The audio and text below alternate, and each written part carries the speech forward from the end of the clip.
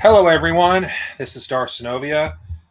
I really hope my internet connection doesn't fuck up on me during this stream. Oh boy.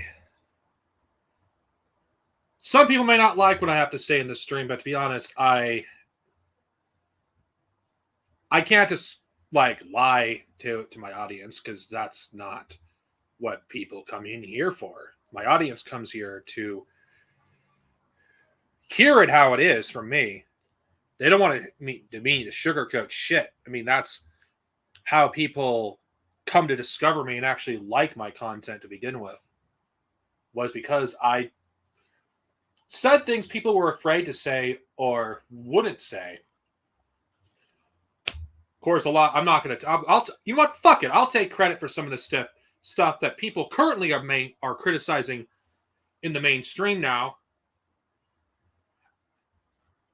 Yeah, this is going to come off as me being bitter in this stream, but I have been thinking about it for a long time. Actually, the state of the fandom, the state of the franchise, my feelings currently.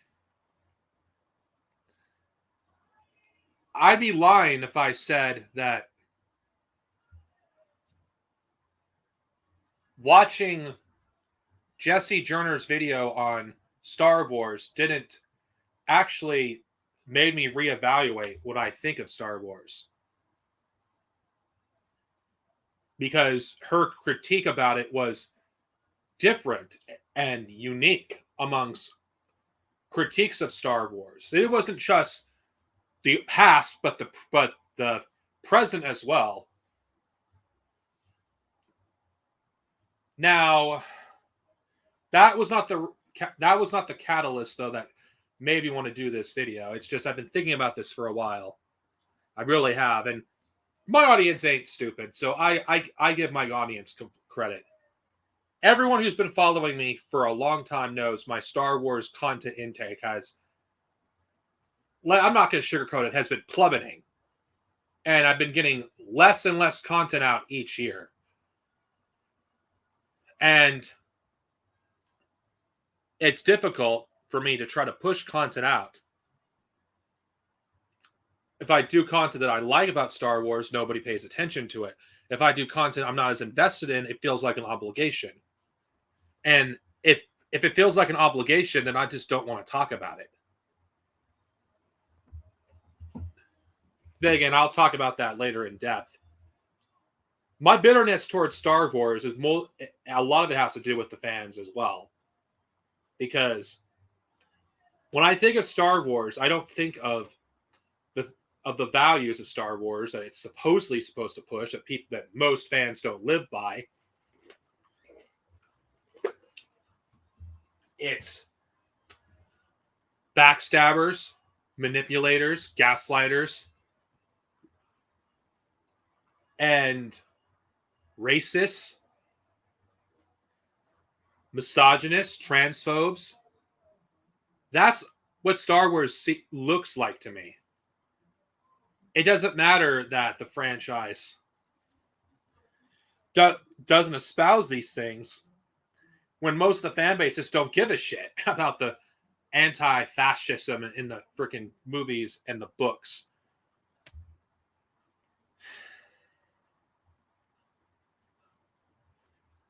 That too.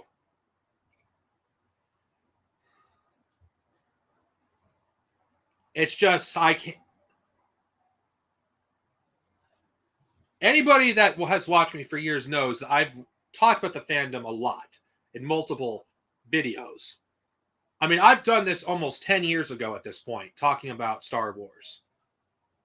How I've talked about the fandom and ranted about it from multiple times for almost the past decade.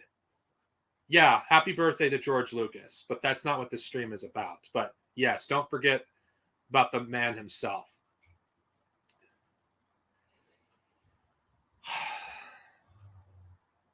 I did this under a short notice because if I just scheduled it, I would just put it off.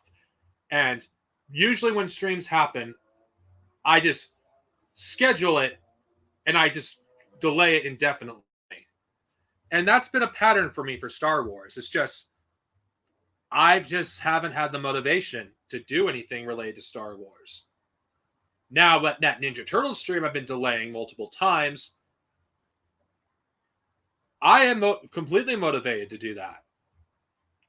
But I feel like there's other things that had to be addressed first before that particular stream. Like there's something that I feel like I've made a promise that I have not fulfilled, and it's almost been 10 years, and that is my video on the 2003 TMNT review, and that's kind of that became a joke at some point.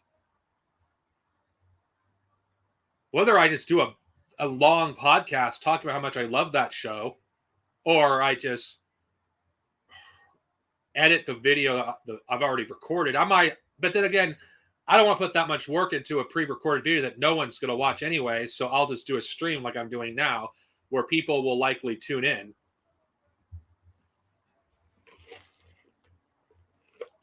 But that TMNT video is happening this month for sure. I'm doing it.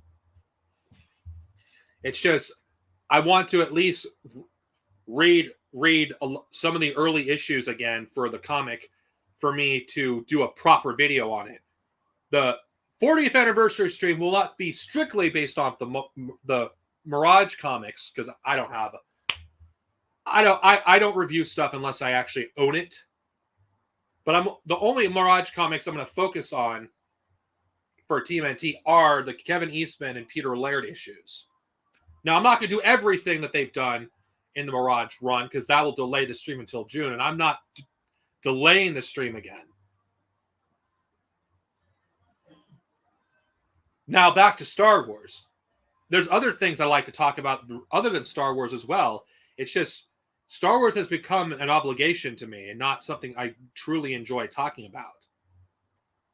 And every time I really talk about Star Wars, it kind of feels like a debate or an argument is inevitable. Because it's just Star Wars fans are not capable of getting along. Those who are fans of Star Wars know exactly what I'm talking about. And some people may use their own experience like, oh, I don't have that problem in the real world.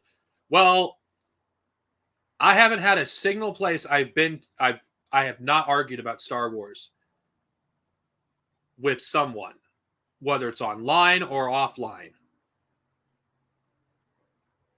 And this degeneration for me regarding my willingness to talk about Star Wars, it wasn't a process that happened overnight, as you guys all know. My video intake has gotten less and less and less. Like, let's see, hopefully my internet connection doesn't shit on me. I just gotta show proof of this. Like, remember back in 2018 where and of course most of 2019 where I published a Star Wars video every week, where there was not a single time where I missed out on Star Wars content. If I did, it was like a week or a few days at most. Remember those days? For those of you who actually watched my channel at that time, if you don't know, then you probably are not going to know what I'm talking about. The main reason I was able to do that, because majority of the stuff I was reading was short books, comics, and I was motivated, really motivated to actually get as many reviews out as possible so people will not miss out on anything I've done. Yes, it was a little chaotic, and I made some jokes about the Clone Wars era, how fucking confusing that shit was. I had a fun time, like, going through all that. In fact, that's probably the time I had the most enjoyment with my reviews. Despite me putting out so much content, I'm surprised I managed to do it. Now, why am I bringing that up? Because I released so many reviews. Yeah, I had some technical issues and all that interesting nonsense. But as a result, I read so much Star Wars. More Star Wars than I ever did in my life. And at that point, I was more focused on reading than engaging with the fandom. And I think that has a lot to do with why I enjoyed doing it as much as I did. I was off in my own world reading these stories, and I truly did enjoy them.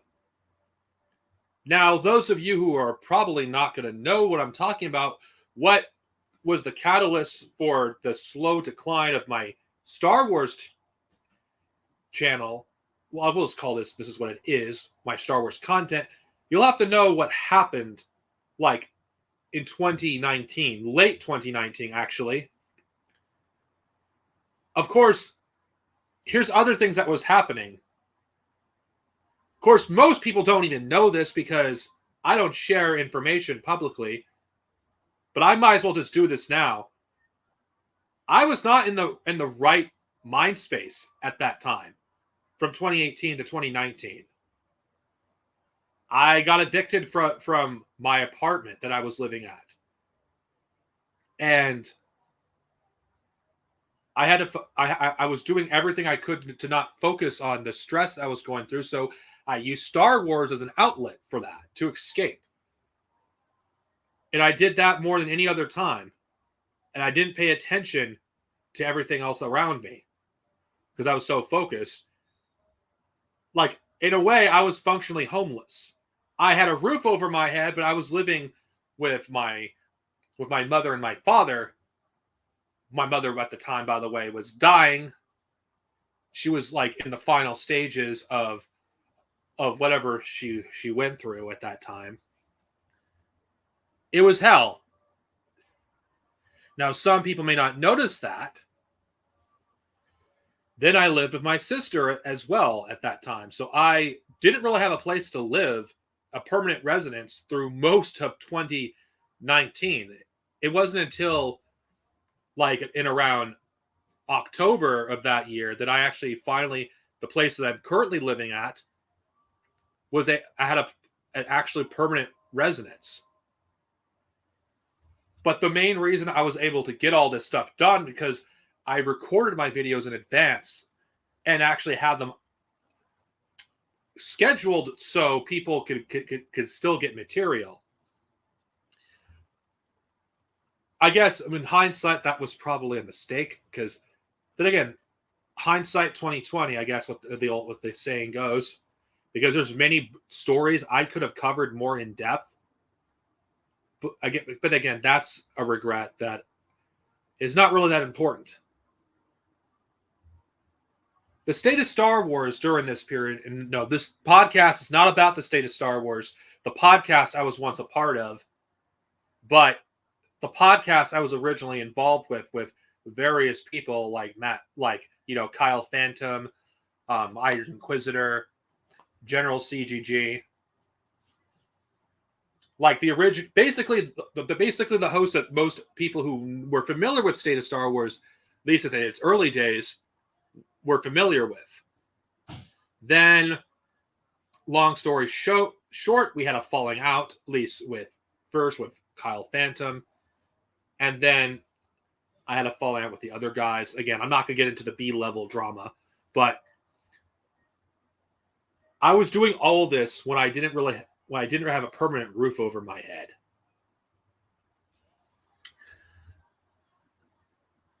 And I'm sorry, it's just talking about EU Gate is not easy for me because it basically really did open my eyes on how awful the EU portion of the Star Wars fandom truly was. Like, it was no different from the rest of them. Like, the fandom menace basically took a foothold in the EU community, which in hindsight, it was a foolish move on my part to try to stop the merger for something because it was inevitable. At least that's what the people that were with me called it EU Gate, because that's essentially what it was. One thing led to another. A charity worker was harassed.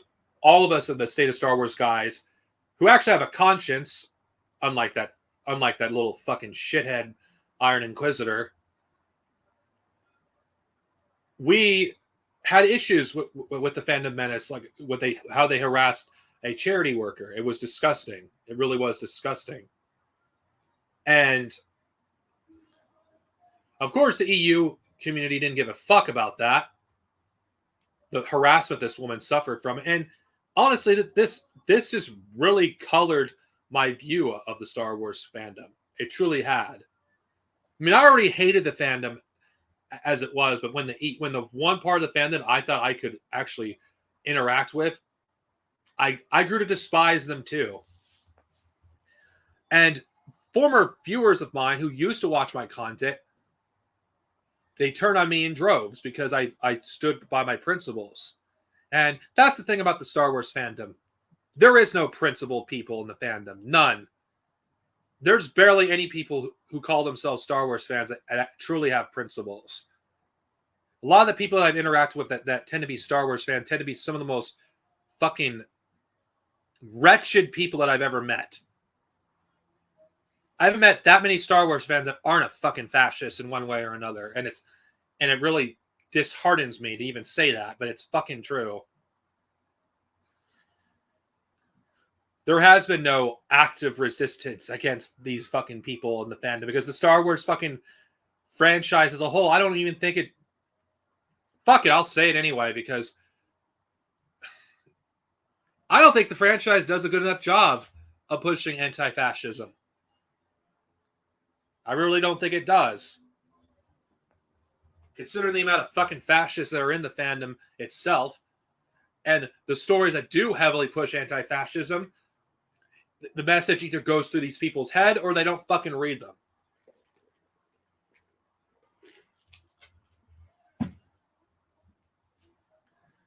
It's like, how am I expected to engage with something when it feels like an obligation? No, this is not people feeling, I don't want you to feel fucking sorry for me. That's not the whole point of this video. The whole point of this video is just, I just cannot hold it in anymore because the whole reason why my intake for Star Wars has been lower since 2020 is because of EU Gate. Like, just look at my content. Look at my numbered count for my Star Wars reviews. I should have already been at episode 400 by now. Yet I barely made that many episodes. Because what is to me honest, even that has become an obligation. Because nobody really watches it anyway. No offense to my audience, you guys are cool. I understand that not every one of you looks at Star Wars the same way I do. But I just cannot just talk about like the canon material that includes the shows too, because I just don't have an interest.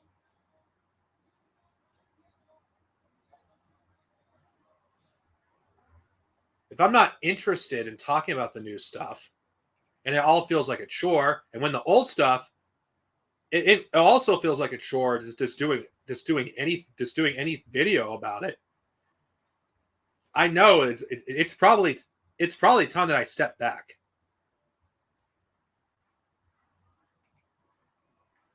And the reason I'm not using the Chewbacca avatar this time because if I'm going to talk about this topic, I'm just going to use a character that I hold dear to my heart, Jaina Solo, rather than the Che Guevara imagery with Chewbacca. Because I feel like I'm just forcing myself to like basically keep silent about how I truly feel. I just don't care anymore. I don't care what the people like think. The people who hate watch my content might be happy that I'm stepping back, but that doesn't mean I'm going to stop doing Star Wars content altogether. It just means I'm only going to do it when I absolutely feel like doing it. Because to me, if it feels like a job, if it feels like something I'm required to do, then I just don't want to do it at all.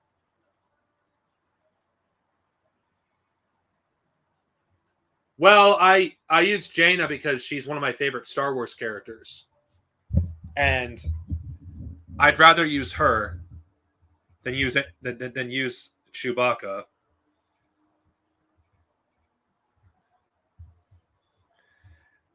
It's really sad. It really is.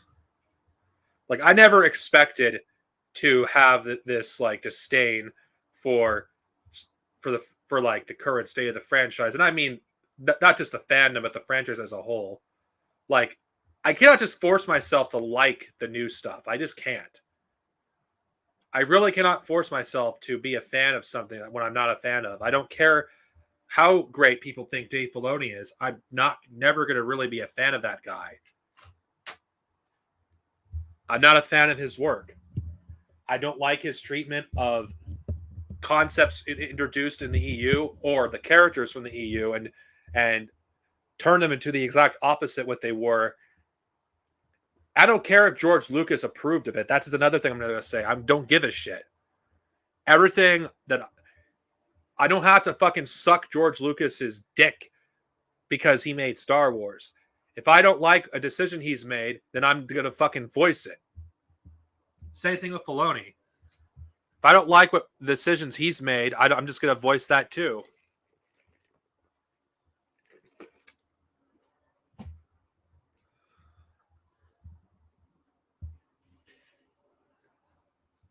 And besides, my YouTube channel didn't start off as Star Wars anyway. Yeah, I will say the true birth of my channel was when I started doing Star Wars content. But when I first started on YouTube, long before I did Star Wars, I was just a guy that ranted about shit.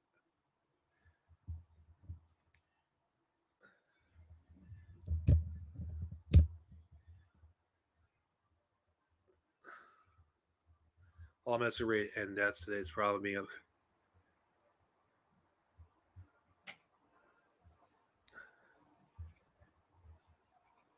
Well, that's the problem. If I talk about the EU, who's going to watch it? But if I talk about the new stuff, when stuff that I'm not interested in discussing, then I'm just not going to enjoy doing it, and I just won't do it at all. So it's a catch-22. I mean, I would, as much as I would like to promote the EU, to promote more people to actually read these stories, give them a chance. Beyond the audience who watches me, who's going to listen? I'm a pariah in the Star Wars fandom. I have no regrets with the decisions I've made regarding standing against hate in this fandom. I have no regrets doing that. But there's some things I do regret doing. And I'm just going to say this right now. Some people who are fans of mine will not like this at all. I wish I would have never have done Star Wars content on my channel. That's one of my biggest regrets. I wish I would have never done Star Wars content. Because to do Star Wars content is to engage with the fandom in some way. Because someone's inevitably going to click to my video and watch it and then or comment in some way. For me, I regret even discussing Star Wars as a whole. I can't go back on that now because I've already done it. But if there was one thing I would have changed, I would have never done a single video on Star Wars. Not one.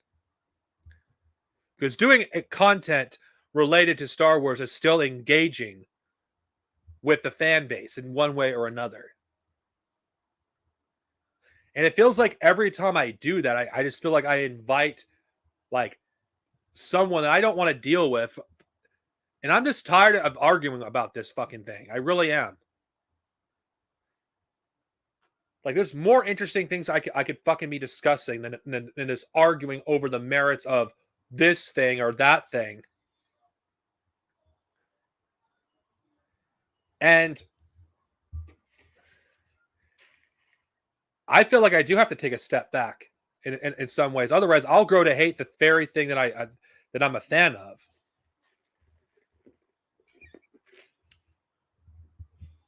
Because sometimes I'm tempted to hate Star Wars out of spite, because how much I despise the fandom, how much I hate the fans in the fandom.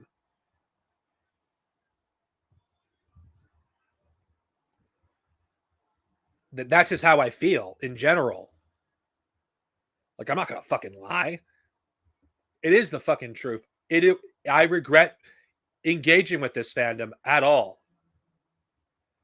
I have no interest really in engaging with the fandom at this point. Part of me is tempted to disable comments in my videos related to Star Wars because I just don't care.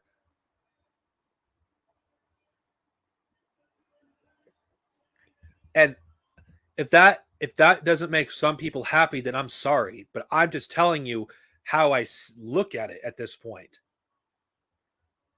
Like, what has doing Star Wars content truly have done? What has it done for me? When I'm being real with you guys. I know some people may point out, oh, I would have never been noticed if I didn't, because Ewoks Unhinged would have never been a thing if I never done Star Wars. That may be true, but that's a byproduct of my Star Wars content. I don't see myself not being political in some way or another. But then again, wishing for the past to be different is completely useless because it happened. But if I could do things differently, I would never have done Star Wars content. In fact, I would have kept my Star Wars opinions to myself. I would have kept what my fandom of Star Wars to myself. I would never have discussed it if I had the choice. Because to me, honest, I enjoy Star Wars the most when I'm in private, when I don't discuss it at all. Because it feels like every time I actually discuss Star Wars with anyone, it always turns into some sort of debate. And I'm tired of having a debate about this fucking thing.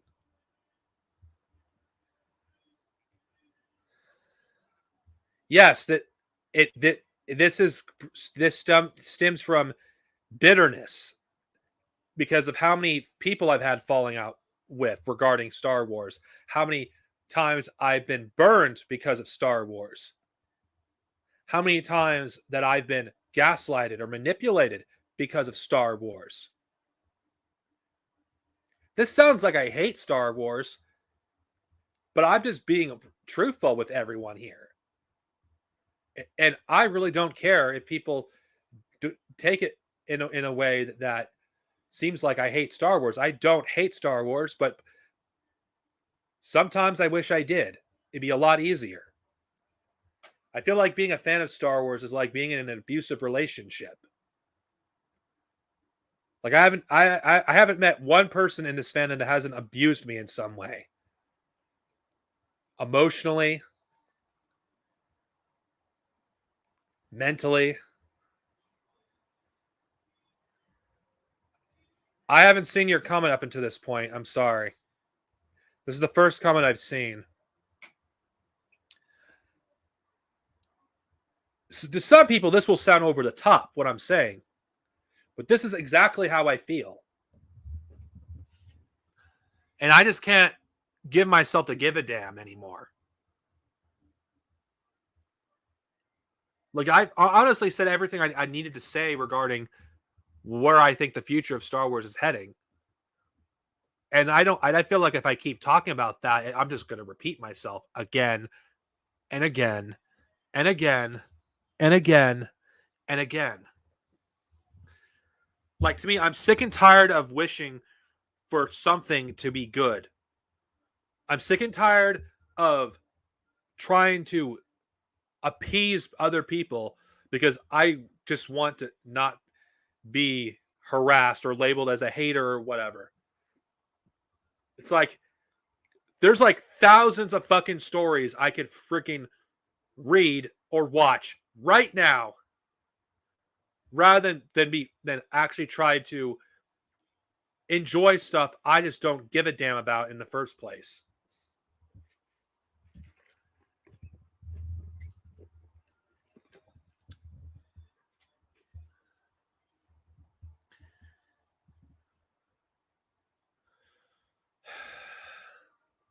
I'm not doing this for attention, like some people may think I am. I'm just telling people how it is and why I see it the way I do. The bitterness that I feel towards this franchise and the fans of this franchise, I think are legitimate.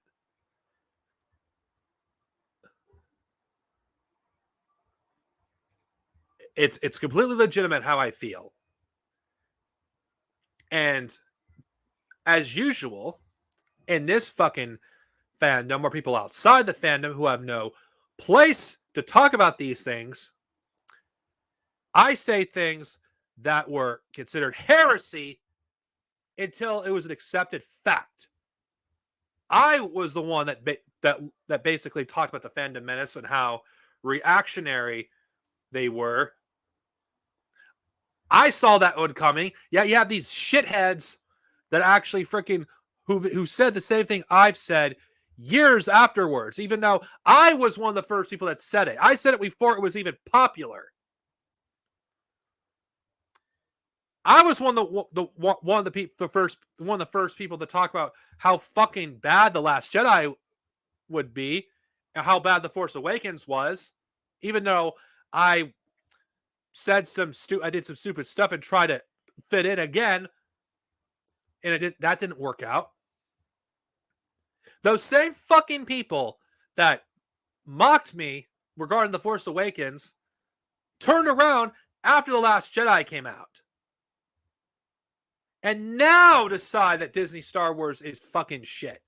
Despite the fact I hated it from the very start. Yeah, these same motherfuckers act like they hated it from the very beginning and do this revisionist bullshit history.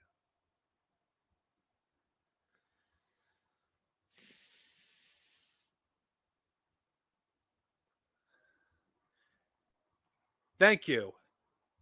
It's nice that there's someone that cares, because I feel like there aren't enough fans that do care doing what I did. I don't think there's enough fans that care what I did. How many of the fucking fans stood up against the Scoundrels Cantina when they did their anti-Semitic and transphobic and misogynistic video? How many of these so-called fucking progressives, how many of these people stood up and did their own videos or did their own posts denouncing it? It was fucking crickets. And you know what? Am I being egotistical saying that I was the only one that did it? You know what? Fuck it. Until I'm proven otherwise, I was the only one that was fucking doing it.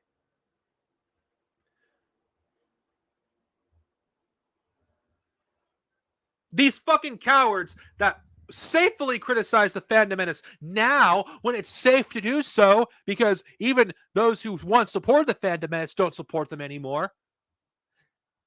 But they never did it when it was unpopular to do so. Oh no, we can't do that.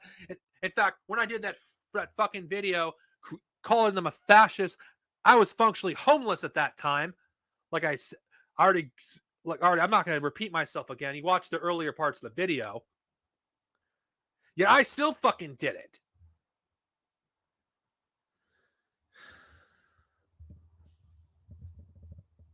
Yeah, I would do it fucking again. Fuck these fucking people.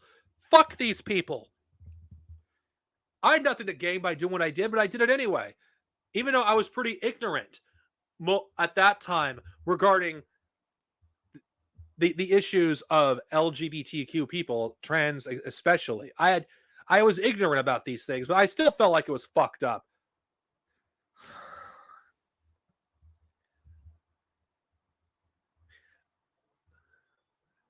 Yeah, I live by the principles that my mother taught me.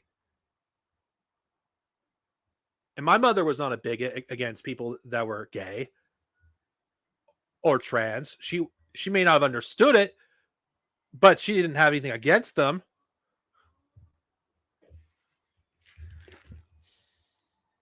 And these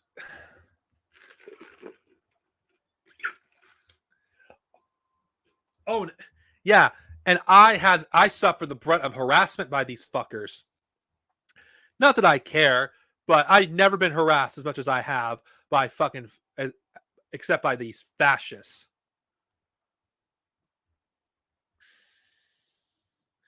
Oh yeah, they feel so threatened by a small YouTube channel who had only a little over 1,000 subscribers. Oh, fuck. Oh my god, I'm so scared of this tiny little YouTube channel who basically is a person that at the time was functionally homeless, who actually had to take a bus. Oh my god, I'm so frightened by these by this guy. Yeah, fuck these people. These people who stood up for me in the Star Wars fandom at this time. Who did? Who fucking stood up for me? Who stood up for the LGBT community as well? Who fucking was on? Who backed me? Now I don't expect those no-name people, those who don't have a platform to do so. That's not their job. But where's the people that actually have a platform? Where was their support? Why did I get support from them? Because they don't fucking give a shit.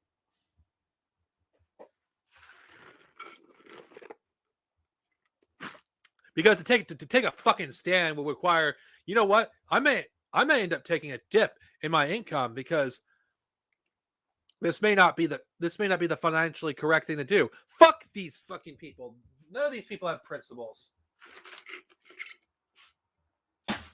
It's hard for me to believe if Star Wars even actually encourages you to be loyal to your friends, when a lot of these people are the exact opposite. Like Luke was loyal to his friends. Yeah, where the fuck is that loyalty in the real world towards people who are, when you make friendships, a lot of these people will fucking turn on each other over the littlest fucking shit. Where are these people? Where's the good Star Wars fans? Why aren't they the ones that are fucking in charge? Why is it always these fucking racist bigots? Why are they always the ones in charge? Why is it always the fucking fascists? Why is it always these people? Why is it always reactionary man children like Star Wars Theory? Where are they? Where is the actual good fans? Now, I know those in my audience who may be one of the good fans. If you want to come on, sure. I mean, yeah, there's people in my audience that are the exception. That might be the exception. I don't care. The very fact is, none of these fans are even do anything. None of these fans are actually present. None of these fans actually do diggly dick.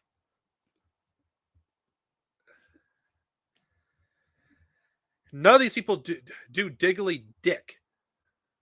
The actual good fans that are not even in charge of this, of Star Wars. They're not even in the fandom. They're not even the fucking voice of the voice. Majority of the people that are the voices are fucking a bunch of assholes. Hey, how's it going? I'm pissed off. I feel like I haven't even gotten started yet, even though I've been ranting for almost 40 minutes. Oh, really? Yeah, I just got back on. So what have you been saying? I've just been ranting about the state of the fandom and my bitterness towards the fandom and the franchise as well, because I feel like I've been holding this stuff in for a long time. Yeah, that's understandable. I mean, it is the fandom that killed the franchise to begin with, so.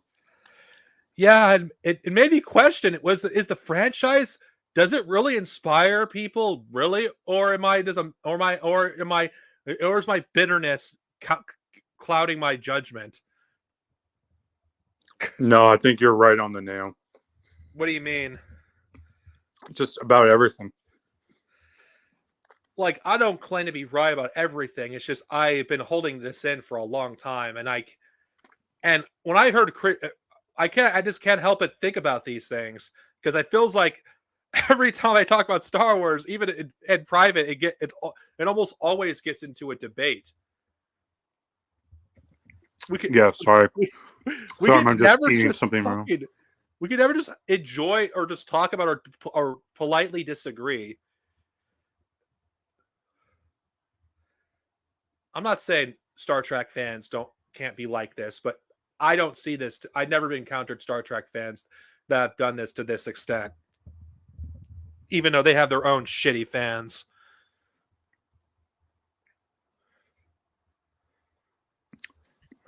Sorry. Sorry, I was just eating. That's okay.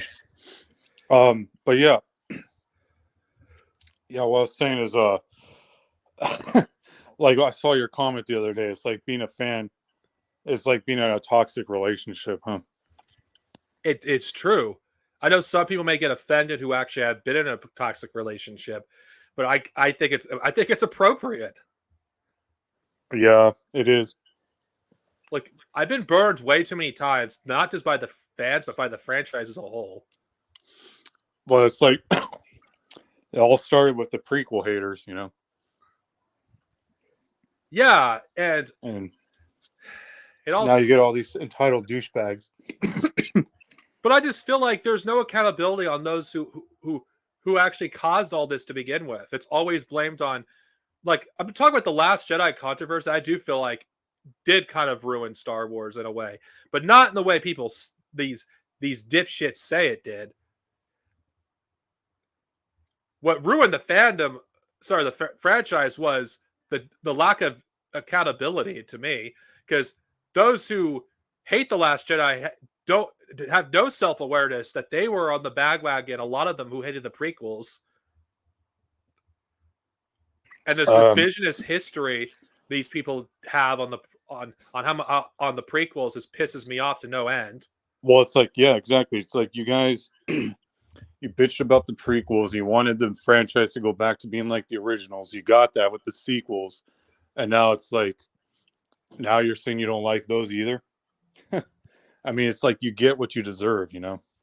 Yeah, that's I what mean, I'm it's like saying. fucking. You had Lucasfilm and Disney catering to them the moment the Force Awakens came out, you know.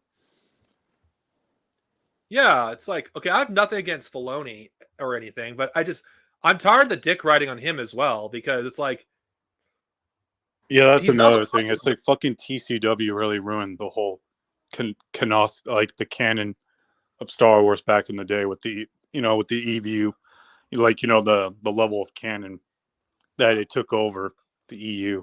well, that's Was not my issue with Filoni is the lack of respect for the source material. Like I'm not okay. I've I've grown to be at peace with that. It's just I feel like if he's going to use a character from the EU, I'd rather him either, if he's going to use them, at least treat them with respect. If you're not going to respect the source material, then don't use it. It's just simple yeah, as like that. Thrawn, Ugh. a few other things. Like, I don't know. It's like after I had my last conversation with you, I've been trying to read. Dude, I couldn't even. I don't know what's so great about the Mandalorian. The movie, that show is so boring to me. I think the first season had potential, but then they, rather than expand upon the first season, they just No, it's, yeah, the whole baby Yoda Grogu thing has just been overplayed out. it's just my issue with Star Wars is the Marvelification of Star Wars. Like Yeah. the okay, I have no issue with interconnectivity. That's not the problem. My issue is okay. You have Thrawn, who like he's in an era where Luke, Han, and Leia are around. You would think that they would know about Thrawn. There's no way they don't. Yeah, they're not doing anything.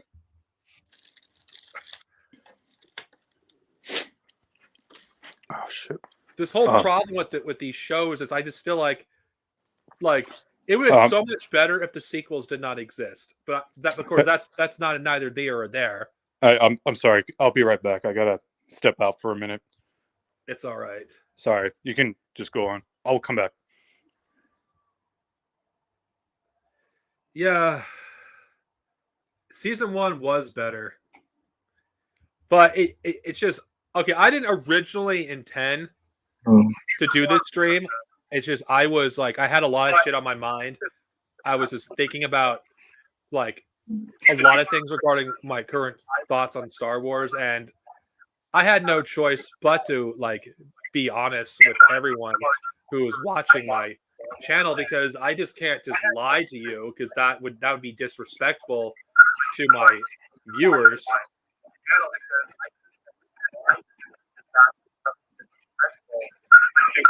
It's like because I just feel like I don't want to insult your guys' intelligence, because that's not something I can do in general.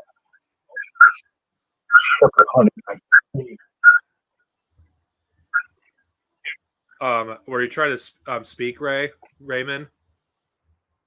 Okay, you could speak if you want. You don't have to be silent if you don't want to. Sorry about that. It's okay. Well, that's great. All right. Are you Well, on your phone? Just if you don't mind me asking.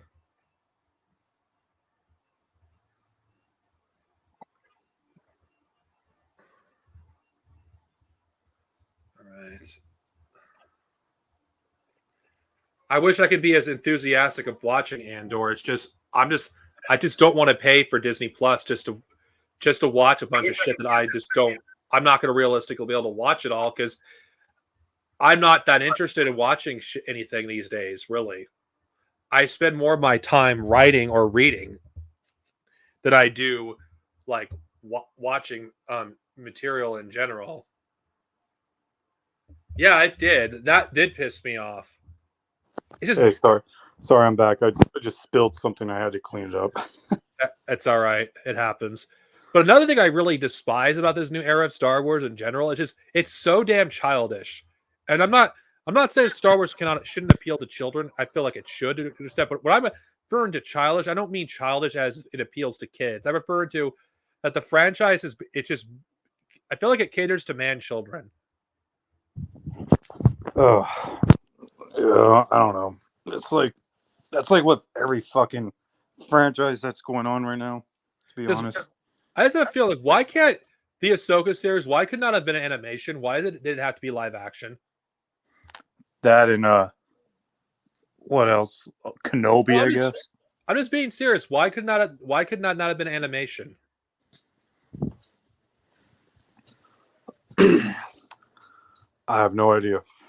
I just don't understand because Star Wars is at its best doing animation. At least that's the only good I thing think that Disney it's Star Wars because has like done.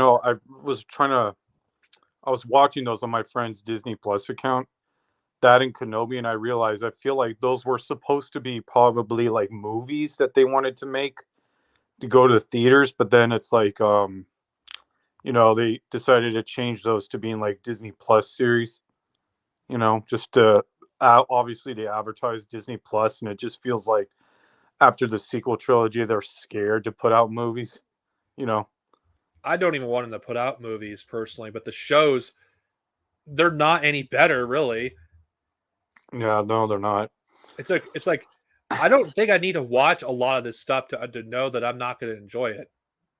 Because if I didn't like Mandalorian season 2, am I going to like Mandalorian season 3 or Book of Boba Fett? Yeah. I don't know if they're bad or anything. I'm just being real about it. Well, that's the thing. I was like, Ahsoka, like the series. It's just like, okay, so this is supposed to take place after Return of the Jedi. It's like, where the fuck was she during the original trilogy? You know, it's just that's the problem with that character. It just causes so much like fucking confusion and continuity errors that just makes no sense within I the can't confined storylines within the universe. I cannot help but feel like she feels like an OC. But it's like especially when what Return of the Jedi, Yoda says that Luke is supposed to be the last Jedi, you know, but yet she's still around, even though she considers herself to not be a Jedi anymore. But yet she still does what a Jedi would do. Well, I don't have an issue with Ahsoka being alive. That's not my problem. It's just my problem is I feel like this character's storyline has been going on for almost 2 decades at this point, Exactly. with no ending in sight. I'm not saying that Dave Filoni could make this character's story as long as he wants. It's his character, but I just feel like none of this shit really matters. Okay, Well, can I ask you? Well, you know what I also just realized after watching that. You know how there's flashback scenes of her as a kid fighting the Clone Wars with yeah, Hayden Christensen as Anakin, right? yeah. Like to me, I'd realize, wait, that makes no sense. Why the fuck would the Jedi Order allow underage Padawans to go and fight a war? I think that was the point of the scene though, was to show how fucked up things truly were at that time. Yeah, but it's like, having her, and then what was it, like in the Bad Batch, you had Caden in the first episode as a kid. It's just like I don't recall. I don't even think like back in the EU they didn't have that. They didn't do that where they didn't have Padawans That's go and not fight. true. They, even though I love EU Luke, he did have child soldiers. Like, I mean, Tahiri Vila was 15 when she fought in the Yuzon Vong War.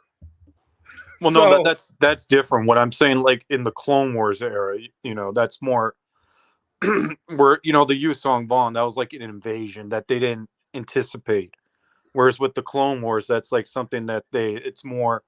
That was when the Republic was still around, and the Jedi Order has been around for a while. So it's like you would think it wouldn't make they would have the decency, common sense to not send underage.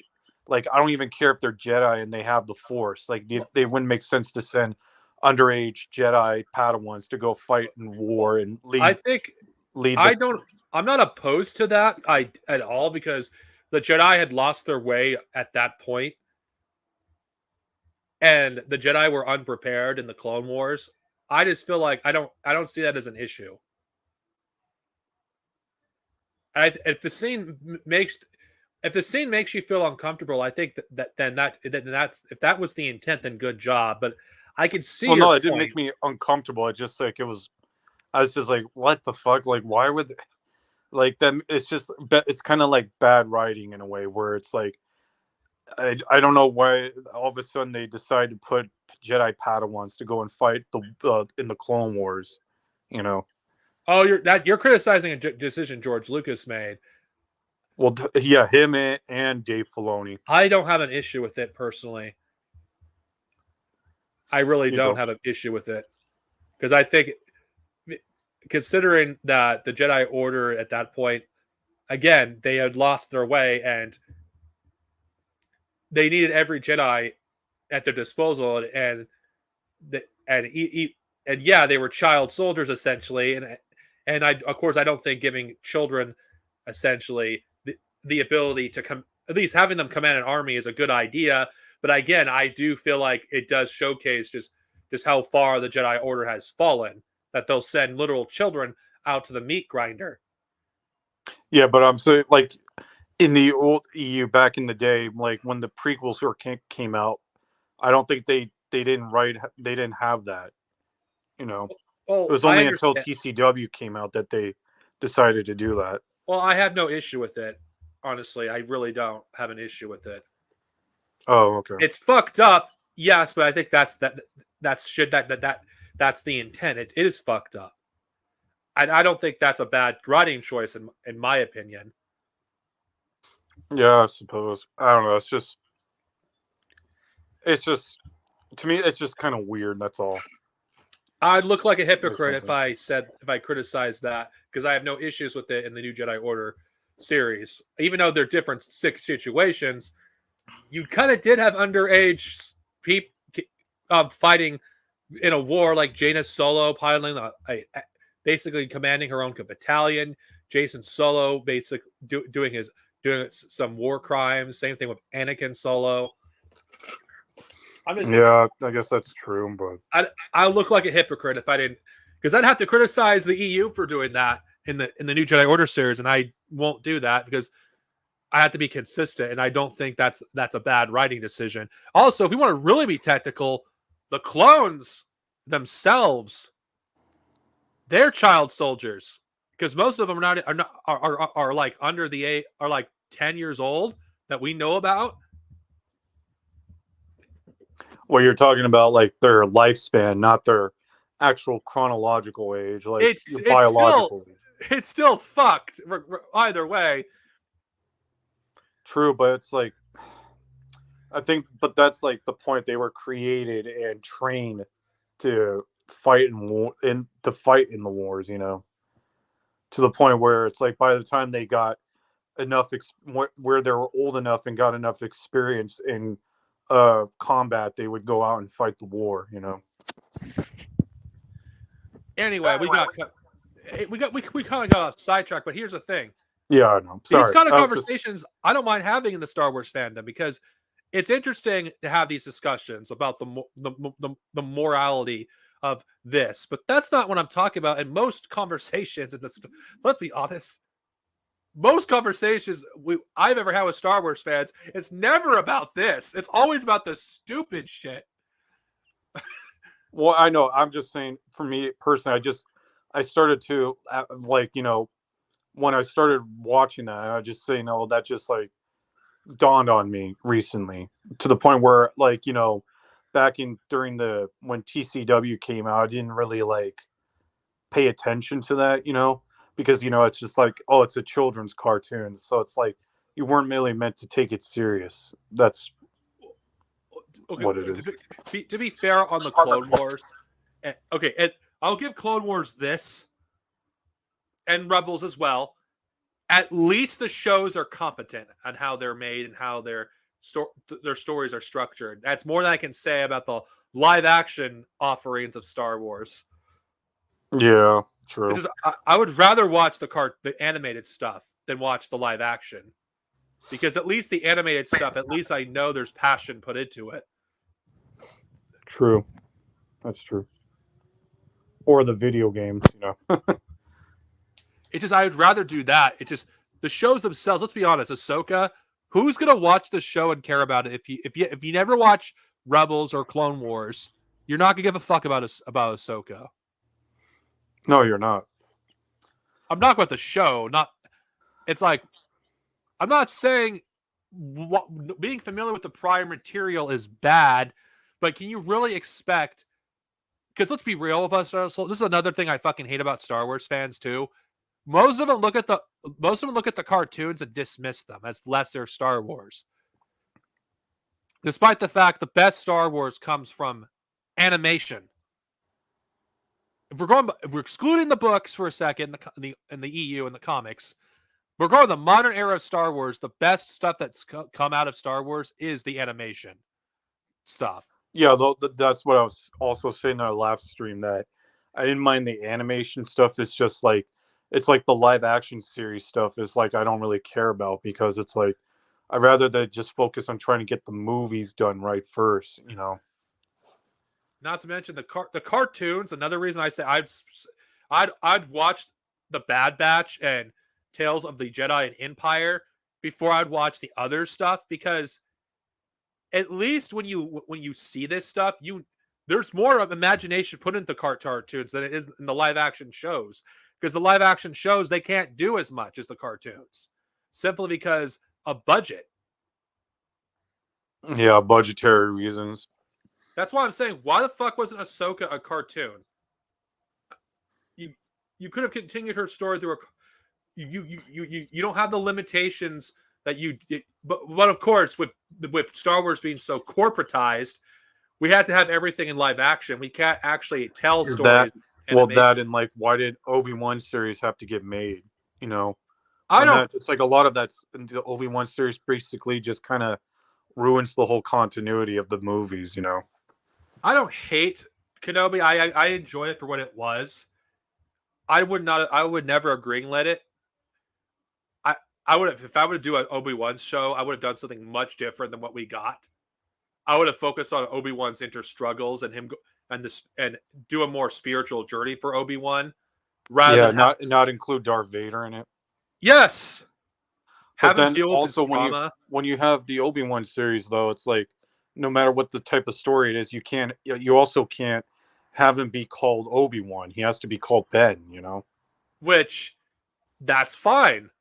It's just, I feel like Obi-Wan, like starting off, I feel like having things be smaller in scale would have worked better. I feel like it's such a waste. I'm sorry. It's just the stuff I imagine the potential of the show is wasted, in my opinion. Let's be real. Having Darth Vader was just pure fan service. Exactly. That's what it was. Yeah. It was cool. Don't get me wrong. I liked the show, but if I have to be objective here, what does this do for Obi-Wan's story? Absolutely nothing. That Clone Wars didn't already do. If anything, it probably could have been better if they had a Darth Maul in it instead, But he was dealt with in Rebels, so they couldn't actually do that. Well, yeah, exactly. That's what I'm saying. It's like obviously they could have done so much more potential with that series if it was with Darth Maul, but since they already had killed him off in Rebels, There they was obviously had to come up with something else. And obviously, I think Darth Vader was their like second option. You know. they didn't even. The thing is, we didn't even need Darth Vader in Kenobi. That's my. If there's anything issue I do have with Kenobi, as much as I enjoyed the show, it sounds like I hate Disney Star Wars. For those who are watching, I don't hate everything about it. It's just, can, can you really hate something when you're pretty much apathetic? Can you really hate it? I hate the No. sequels, but do I really hate everything in Disney Star Wars? No. I'm just apathetic. Yeah, exactly. But that's the thing is like else I was saying is like the shows after the sequel trilogy, they kind of like look down upon, you know, to the point where it's like if they hadn't fucked up the movies, then the shows probably would have been a bit received better than what they were now, you know. I just feel like just people just look at Mandalorian with the only reason it's praised up to high heaven because the movie sucked so bad. Okay, whatever. Okay, there's people that do enjoy Rogue One, and there's those who enjoyed Solo. I'm willing to give those movies credit because at least we saw a different side of the Star Wars universe in live action that we did not see at that point. So I'll give them Yeah, props for I that. did. I did like Solo for what it was, but with Rogue One, I feel like it had some good ideas, but just didn't have really good execution to them. You know, My issue with Rogue One is it would have been better as a mini series rather than a movie. that I feel and like if they would have also made it a little bit more mature too. Rogue One. I feel like they should have. It would have been better if they did it in the current era of Star Wars, where But that's they what would people have. are saying that Andor is exactly what Rogue One should have been. But I haven't even seen Andor, nor do I have care to bother to see it at all. You I'll know. probably see Andor once the show is finished. Yeah. Eventually, I'll watch it. I'm just not interested in it right now. Like, I don't want to ruin the fun of those who generally enjoy the content of Star Wars. I feel like for me to truly enjoy Star Wars, I have to take a step back and let those who like the new stuff just like it. I can't force myself to like something or talk about something if I'm just not interested. Well, that's what I'm saying. To me personally, as like I don't mind people liking the Disney canon. I personally don't. I personally, to me, it's the EU that's more what I'm more interested in as a Star Wars fan. So I really don't feel like bother wasting my time paying attention to the current stuff anymore. You know. I have so many different stories I could fucking read or reread than this could than fixate on Star Wars. Because I think that's the problem in general for those who hate who are fixated on hating on Star Wars is Star Wars is not the only thing that exists. I hate to do the Harry Potter thing, but watch another movie or or read another or watch another series, please. Exactly. Yeah. Okay, I think comparing Star Wars to Harry Potter is insulting because the original films, I'm going by the six ones by George Lucas. They generally do have a lot of good things about them. I mean, you would not have had a extensive expanded universe if there wasn't like good stuff in them that could be expanded upon. Exactly. There's a reason why there's barely any EU works in the new with the sequels versus the prequel trilogy and the original trilogy. And I do think we are kind of living in this nostalgic era for Star Wars, because I feel like it is nostalgia. Why are we still fixated on this era? Why are we still fixated on the original trilogy and the prequels? More of the original trilogy more than the prequels, but why are we so fixated on that? I don't know, just because it's what most of us kind of like. That was our introduction to Star Wars, basically. You know, I feel like Star Wars is done at this point. You've done everything you could possibly do with this franchise. exactly. It's time to pull the plug. That's what it is. I mean, after these shows end, what are you going to do next? Because Well, I feel obviously like they're the probably prequel going to trilogy, eventually come back to making more movies, but the sequel trilogy killed all the momentum Star Wars gained when The Force Awakens came out. The Last Jedi killed it.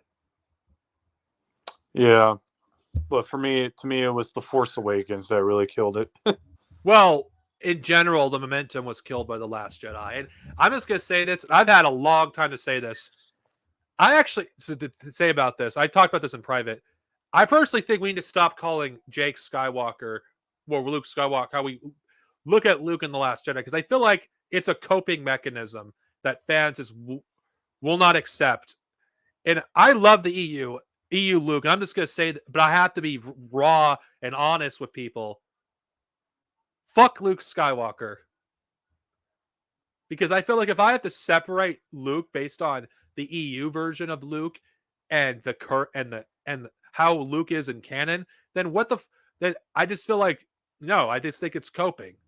I don't have to do this with other characters in fiction, but Luke Skywalker, if I want to like the character, I can't fucking do it based off what we know about him in canon.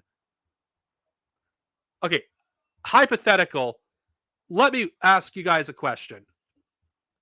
And gals, if just to be inclusive here. How do we know Luke Skywalker wasn't always a cowardly little bitch, according to The Last Jedi, and someone that gave up easily when obstacles became too difficult? He just gave up and ran. How do we know he wasn't always like this? How do we know he wasn't like this in his youth? How do we know? How do we know Luke wasn't always whiny? Like, for all we know, in that scene in Empire Strikes Back, when Luke gave up so easily, when he barely trying to lift the damn X-wing, how do we know that he wasn't like he was in The Last Jedi as far as Empire Strikes Back? How do we know? How do we know Luke didn't have this flaw about him in general? How do we know? How do we know? And I'm asking this question legitimately. Don't bring up the EU in this case, for the love of God, because if EU Luke is a different beast than how he currently is now. People who talk about Luke Skywalker, The Last Jedi will always be brought up one way or another. It's unavoidable. How do we know Luke Skywalker wasn't always a asshole? Like the way Luke treated Grogu and Book of Boba Fett's disgusting to me, because the Luke I know would never do that. Yet because The Last Jedi exists, we have to justify that version of Luke Skywalker, and him basically giving Grogu an ultimatum with either with the lightsaber or the Mandalorian armor. It's like, how do we know Luke wasn't always like that? If Luke was I'm just being real. Luke Skywalker is not someone I haven't look seen up Book of Boba Fett. So, did he appear in that? Yes.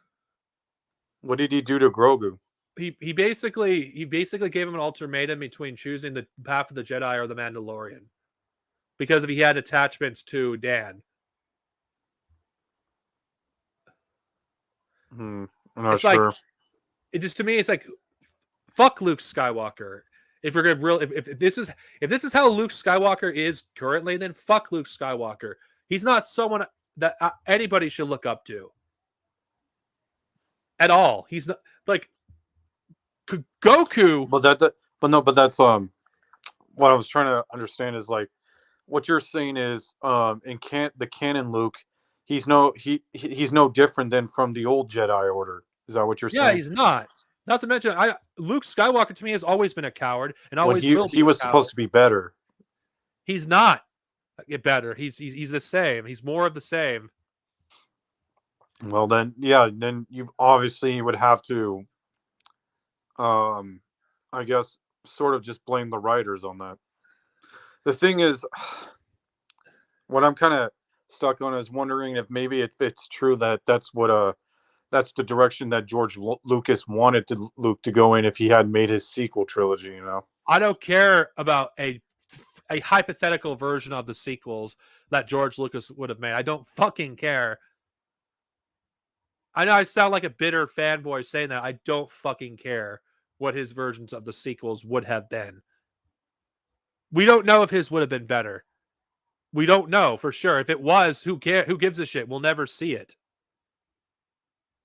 no, but I'm saying hypothetically, if he had done the same thing, you know. If George Lucas had done something similar, he would have at least explained it. He would have given context.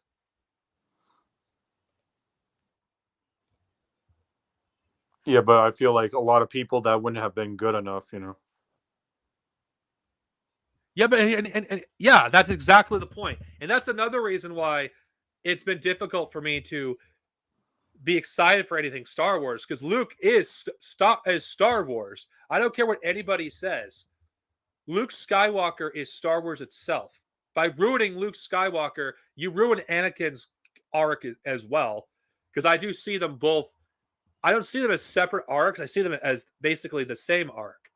Without Anakin's arc, Luke's arc cannot be finished in the original trilogy, and vice versa. By ruining Luke's like arc with the Last Jedi, you ruin Anakin's sacrifice in Return of the Jedi. And before people bring up Dark Empire, the Chosen One prophecy did not exist when that story was written. So fuck off. If anyone pulls that shit with me, I'm not going to defend. Wait, what about Dark Empire? By the way, what? What about Dark Empire?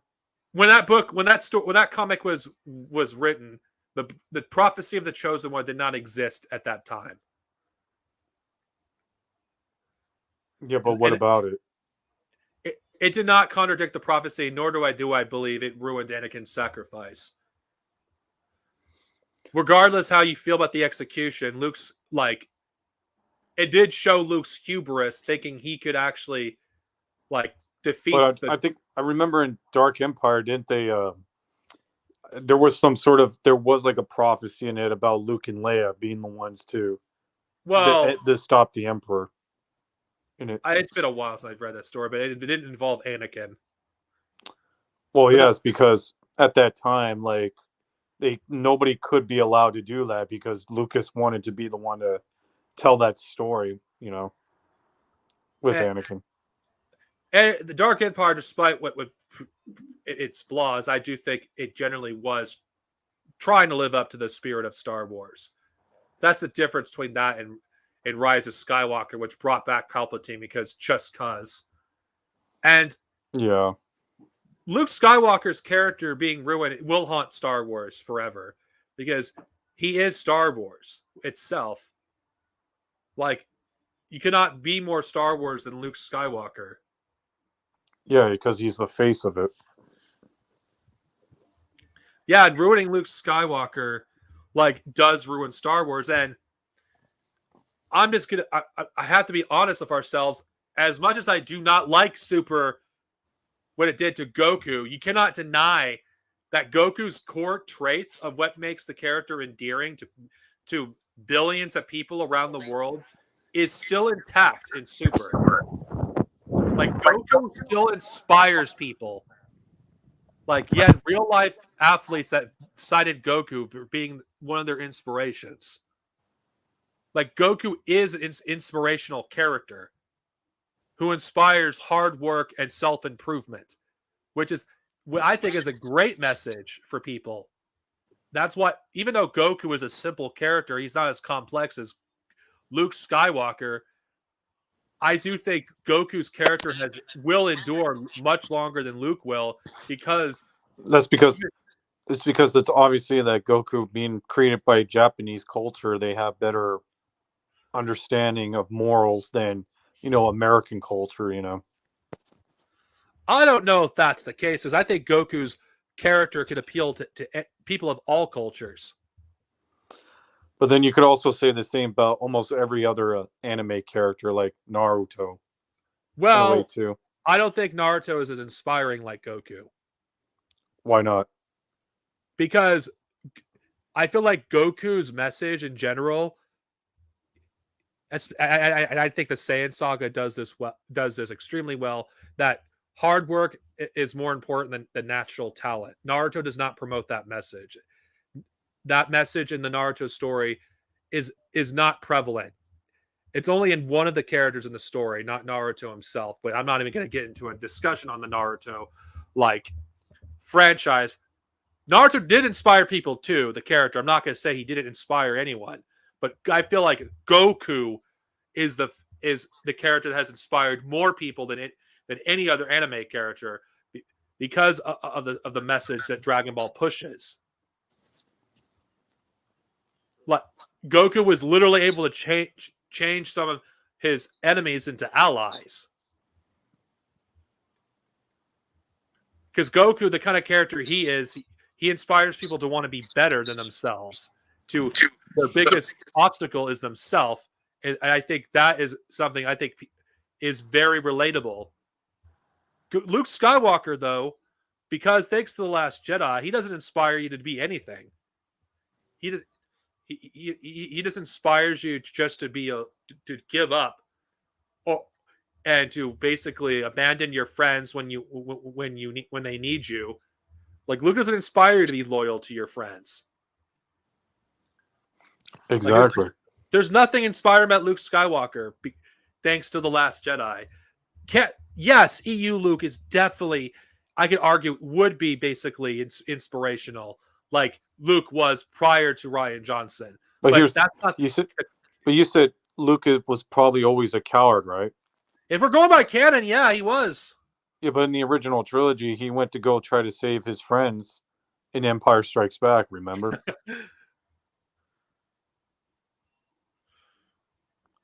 Yeah, well, that's a contradiction, I know. But hey, thank you, Last Jedi, for basically contradicting everything about Luke's character.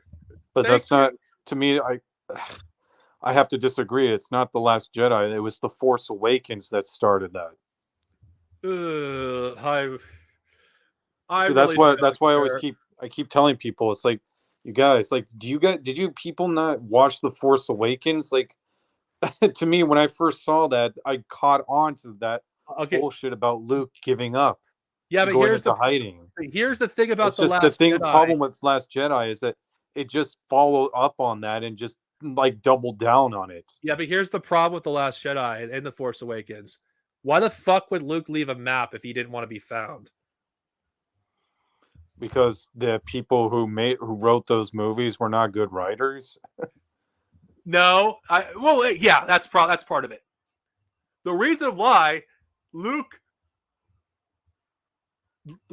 in the Force Awakens and the Last Jedi do not line up is because the Last Jedi and the Force Awakens are disconnected. There is no connective tissue between those two films. I don't know. I sort of have to disagree because it's like they already had mapped out the Last Jedi by the time the Force Awakens was already before it even came out. Yeah, but the Force Awakens and the Last Jedi, they don't feel like they're connected. The characters don't even feel the same. Like Rey has no agency in the Last Jedi.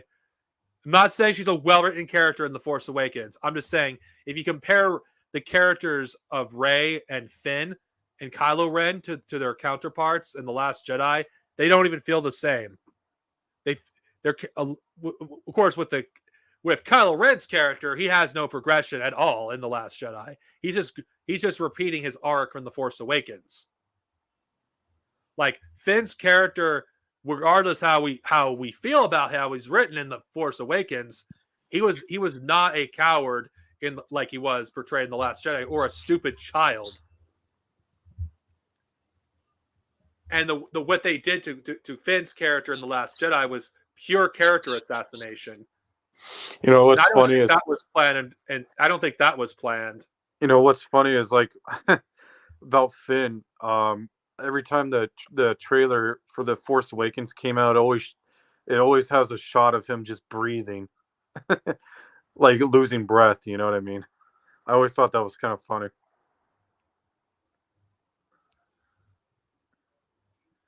Like, you remember that? Yeah, but I'm not defending Finn's character in The Force Awakens. I'm just pointing out an obvious fact about his character. Like in The Last Jedi, Finn is basically a Jim Crow caricature of some of the most awful anti-black stereotypes in modern history. Like he was portrayed as stupid, dim-witted. Like if you go back to those 50s films, and when you see a black sidekick character, they're how childish and stupid they act. That's exactly what Finn was in The Last Jedi. Like, if anything, Rose and Finn's characters should have been reversed. It should have been Finn that hated Canto Bight more than Rose did when he sees child slave. He's reminded of his own childhood and what the First Order did to him. Yeah, but that would have been too on the nose, because he's black. Shit. I'm just saying, people would have complained about that shit. Yeah, Canto Bight sucked, but if you would have given additional depth to Finn's character if you had Finn been the one that that did everything Rose Tico did. I'm not saying it would have been great, but at least Finn's character would not have been completely ruined. Rey has no agency in The Last Jedi. Why does she have no agency? Because everything is all about Kylo Ren. In fact, you want to know who the true protagonist of The Last Jedi is? It's Kylo Ren. It's not Rey. The plot solely focused on Kylo Ren. Rey doesn't even feel like a character in The Last Jedi. She really doesn't. She doesn't even feel like a character in any of the movies, to be honest. No, she doesn't, but the Rey in The Force Awakens would not have done the stuff she did in The Last Jedi. They don't even feel the same. Regardless how we feel about Rey's character in The Force Awakens, there was an actual arc in The Force Awakens. Yet, The Last Jedi, we don't see her character regress at all. In fact, we see her regress as a character, not progress. Kylo Ren doesn't actually progress as a character. He regresses. Because why the fuck are we going through the same arc again? Will Kylo Ren turn to the dark side, or will he turn back to the light? When The Force Awakens answered that obvious question when he killed Han Solo. Yep. Like I said, Rian Johnson was not interested in advancing the story of the sequels. He just wanted to do it. He just wanted to do his own film, and that's that. In fact, I think people give Rian Johnson way too much fucking credit. I think Rian Johnson might have been more of a bootlicker than J.J. Abrams was, and it's easy to hate on like J.J. Abrams for everything he's done. But J.J. Abrams, he fought for Finn's character to be played by John Boyega, while while Disney did not want him originally. Who did they want? I don't know. They didn't want a black guy. We all know Disney's racist. Come on, we all know that. Because J.J. Abrams liked the chemistry between Rey and Disney Ridley and John Boyega, and he fought for the actor. Like, regardless how we feel about these characters, there was potential there, but The Last Jedi squandered all of it. Yes, J.J. Abrams, you could argue, did actually contribute to the downfall of Star Wars. But the only reason it's easy to blame J.J. Abrams because we have the hindsight of all three films. Now, I feel like if they actually gave a shit, they would have not allowed Rian Johnson to do everything he did if there really was a plan. Well, there wasn't a plan. We found this out through multiple interviews. Some things were planned, but most wasn't. Like Kylo Ren being a reversed Vader, that was planned, but that was tossed out thanks to The Last Jedi by basically rehashing his arc in The Force Awakens. There really wasn't an advancement of any character in that film. Who do you think is mostly to blame for that then? What? Who do you think is mostly to blame for that then? It's difficult. I think it's a combination of things. Kathleen Kennedy, Bob Iger, Rian Johnson, and J.J. Abrams. I think they're all to blame. But who's the most to blame is a good question. I don't know. It's so easy to blame Rian Johnson for The Last Jedi. It really is easy to blame him, but he doesn't have... The thing people don't understand about directors do not have the executive power with most of their films. No, they don't. But then it's like, I wonder what the original director for the third movie, what's his name, Colin Trevorrow? His version, his Duel of Fates, it would have been better than the version we got. But yeah, is that really saying much? Wow. Probably would have been the better one of the sequel trilogy if he had gotten made. Okay, I know it's contradictory saying, The Last Jedi is the best of the sequels. Yes and no. It's the best because it's the most original. It's the worst technically because the enduring legacy that it's had on the entirety of the franchise. Interest has dropped because of The Last Jedi. No amount of revisionism will change that fact.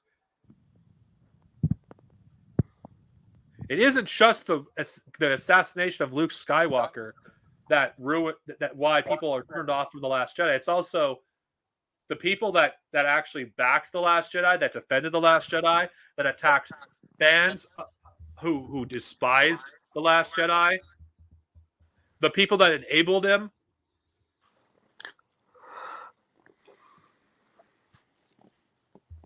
I feel like there is no accountability for the pro Disney side of, let's be honest with ourselves, since this is a topic about the fandom, really. Who created the Fandom Menace? What is the Fandom Menace? How was it created? The Fandom Menace was a reaction to everything that Disney was doing up to that point. Are you talking about like the Geeks and Gamers retards? No. The people that Geeks and Gamers co-opted what is now known as the Fandom Menace. Yeah. But it's a reaction. Let's be honest, these people don't give a fuck about Star Wars. Like Geeks and Gamers and those who are and Ryan Kennel, they don't give a fuck about Star Wars. No, they don't, especially that one bitch, that Star Wars girl. Wait, Anna, that Star Wars girl? Oh my god, I forgot she existed. She comes off being the most fakest fan there is. I swear to God.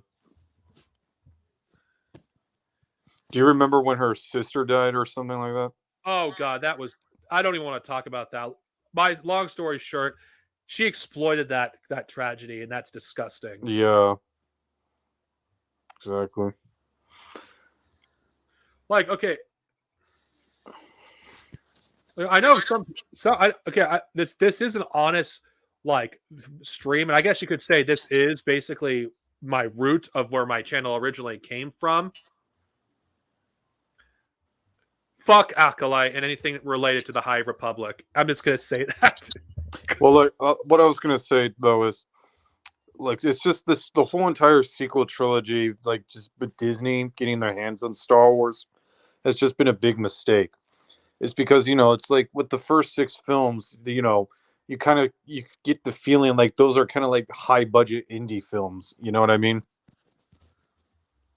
This, like, by the time you get to the Force Awakens, everything just feels corporate, just too corporate. Okay, I will at least give the new shows credit. At least, even though I'm not a fan of them, they're not corporate. Okay, they are corporate to some extent, but to the extent that the sequels are, they're not as corporate. Of course, one thing I really hate about Disney Star Wars, though, is they claim to be they're so progressive and woke. Yet, why the fuck is every single one of the antagonists in their shows, why are they almost all black? Like who? Like Reva, Moff Gideon. Like, which one was Reva again? That person in Kenobi. That everyone hated? Yes. She wasn't a bad character, but that's not the problem. The issue I have is, why does every person who's a villain, why are they always cast as black people? Why can't they be the hero? Why do they always have to be cast as the villain? But they're progressive. Or why is it that it seems like the bad guys seem to be the one that has the most LGBTQ representation, but it's never it's never the rebels or the resistance. It's always the First Order or the Empire. Why? Why is it always the bad guys is where the representation is, but never on the good side? I'm pointing out something that seems to be obvious. How is it literally fucking progressive when it doesn't when it doesn't do anything progressive. What kind of bullshit is that when the villains are the ones that have LGBTQ representation but never the heroes? What the fuck? I don't know. To me, I'm so like I try not to pay attention to that shit. It's just all I care about is the characters well written. That's all I care about. You know, Well, it's that just is that is true. I do agree. I agree with that, but most of the time they're not. That's their main part of their identity. They're never treated as people. yeah, but it's like the moment I hear or see that that's what's being presented on the screen, you know, to me it just comes off okay. Well, this is a badly written character. It doesn't matter if what kind of race or gender they are. It's just like you guys made a bad movie that I It have kind no of feels continuous like they watching. use. Is it me or it feels like Disney uses these communities as shields? I honestly have no idea. It's just like It feels like they do use them as shields. They use I like feel like all. that's just Hollywood in general, really. It's disgusting.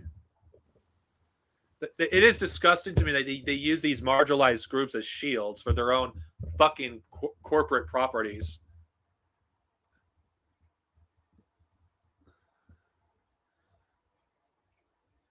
Okay, I'm just going to address some things like that is okay. I'm going to address this thing with Luke and Legacy of the Force. I think Luke reacting the way he did after his wife died was a natural reaction. Luke was going through a lot of stressful stuff. His son was potentially falling to the dark side and being negatively influenced by Jason. His wife was killed and Lamaya took credit for it. It was later found out that Luke did kill Lamaya, and Luke felt like he killed a person that was innocent of the crime that she was accused of. But I don't think that ruins Luke's character at all. That makes this Luke just human. I know people are going to use that against me regarding The Last Jedi. In The Last Jedi, there was no narrative reason for Luke acting the way he did. The reason why Luke did what he did in The Last Jedi is to make Kylo Ren more sympathetic, for us to empathize with him more. Like, we don't have any context why Luke made the decision that he did. Did Luke have a really bad day? Did a bunch of bad stuff happen all at once, one after another, and it was just one of Luke's really bad days? Could that have been it? We don't know. And in fact, I don't care. The fact remains is in Legacy of the Force, we have all the context to understand why Luke acted the way he did after Mora's death. Hell, why did Luke not directly confront Darth Caedus? Again, Luke Skywalker was one of his biggest fears. This was part of his character in Legends, was the dark side and falling to the dark side, or becoming the very thing that he's fighting against. That Luke couldn't actually fight his nephew because he wanted to kill him because he murdered his wife. And it had to be done by somebody else because the galaxy would have be a worse place if Luke did it. Was it the right decision? I don't know. I feel like Luke in Legacy of the Force, there was no right or wrong decision Luke could have made in that story. I don't have a problem with the New Republic being corrupt and dumb. I mean, there's a lot of corruption in Legends too. My issue, though, in how it's done in canon is it really doesn't make any sense. That's my main issue with it in canon. I would actually like it if Dave Filoni never touched an EU character ever again. Considering I think Dave Filoni should just stick to his own characters because that's what he does best writing. To me, I feel like Dave Filoni just needs to move on from Star Wars, to be honest. Be careful that what you said is blasphemy. I don't have an issue with Dave Filoni working on Star Wars as long as he sticks to his lane and doesn't use EU characters. stick to his own stuff, and I don't have an issue with Filoni. My issue with Filoni is not the man himself, is the cult like mentality on Filoni. Like, it's blasphemy to criticize him. Like, I don't feel like anybody is above criticism, even George Lucas. I really don't care that Dave Filoni contradicts the canon novels. You want here's my reasoning why. To me, it's hilarious because the whole reason they threw out the EU is because oh, there were so many contradictions, yet canon has more contradictions than the EU ever did. And not to mention, let's be real, how many of these stories has Filoni contradicted and that's in canon do people actually care about? Most of it is not very good anyway. The Ahsoka novel, and I will tell it right here as someone that actually listened to the audiobook of that novel. It was not good. It added nothing to Ahsoka's character, and them retconning that episode is that novel. It's like, who gives a shit? It's terrible anyway.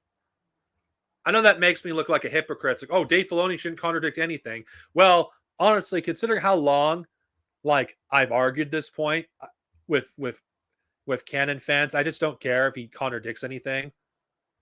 In fact, if there was one thing I think it was a blessing that happened a decade ago was I actually think I'm actually glad the EU is no longer canon, because at least the EU you cannot ruin it anymore. You cannot contradict it anymore because it's no longer part of the official canon. So at least it's in its own bubble. Yeah, but I still would like to see it get a proper finish, Yeah, but I don't really trust modern Lucasfilm to even touch the EU. I'd rather it be left alone. As much as I hate to say it, some good stories never get endings. Mm-hmm. Right. I just think Star Wars in general was just a lightning in a bottle. It was an anomaly. I agree. And This is. It's just like at the time, it's like, it had so much potential, but then it's like it gets squandered so easily to the point where it's just like, okay, it's outlived its usefulness, or it's just like it's run its course, Well, I feel like everything that could be done with Star Wars has been done with Star Wars. I know some people's like, oh, what are you talking about? It hasn't been done. Yes, it has. Everything canon's currently doing has been done in one way or another in the books or games. Like, there really isn't much you can really do or explore in Star Wars that has not been done, like, in other sources. Like, yeah, Rey's entire arc of that when they eventually do that stupid Rey movie. Like, where's it? What stories can you tell with Rey? And I'm being real. What stories? I feel like every story you could tell with Rey, has already been done with Luke. We've been there, done that. Bring back the Jedi. That's why I feel like at the end of Rise of Skywalker, it probably would have been better if she turned to the dark side. It became the Empress. It would have been stupid, but at least it would have been. And it would have been. They would never go through that kind of ending. Yeah, it's because Disney doesn't have the balls to do that. Well, okay, I don't. Disney and Lucasfilm don't have the balls. I feel like I'm contradicting myself at times, but I'm just saying that everything that Star Wars could do has been done before. Oh, and my guest I think his internet shit it out on him.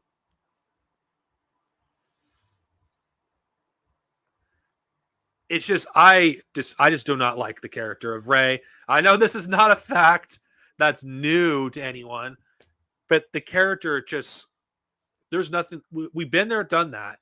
Like, you could do everything you've done with Rey. It's already been done with Luke. There is no new stories you could really tell with Rey's character. And yeah, sorry, my internet got cut off. Something different with Rey's character. The problem is there is no fucking arc for her. Like, we don't actually we will like, oh yeah, she's already this grandmaster, yet she already is already a grandmaster level in terms of feats.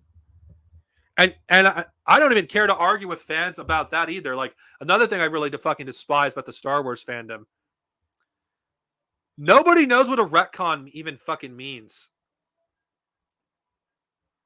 Nobody. Like, Star Wars is the only fandom you could talk about retcons and they'll think you're basically you're basically decanonizing aspects of the of the story, and that's not what it is. I know this stream has been a mess, but then again, I'm talking about the state of Star Wars as a whole. And when you're talking about Star Wars, a stream like this, of course, it's not going to be necessarily the most organized.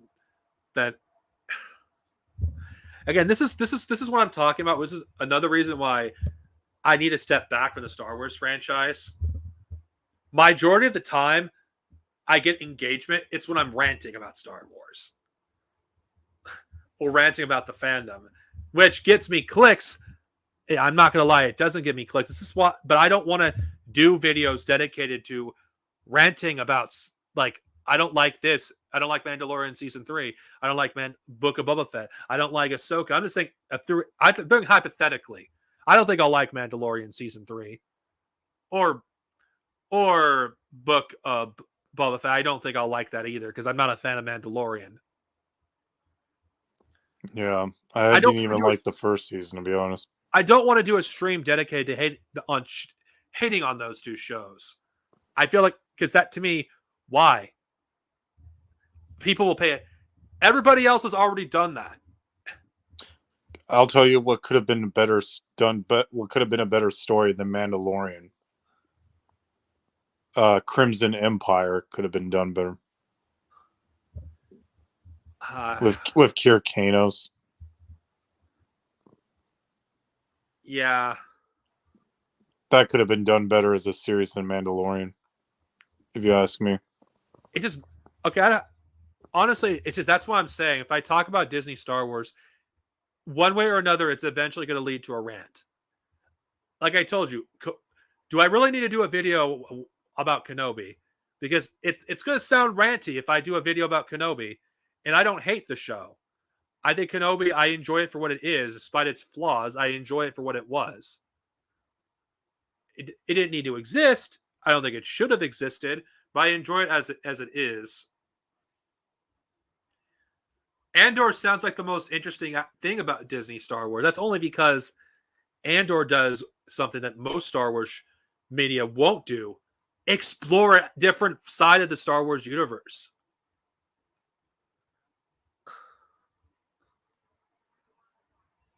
And knowing Disney, they'll dumb it down by the second season. I don't have any faith season 2 will be as good as season 1.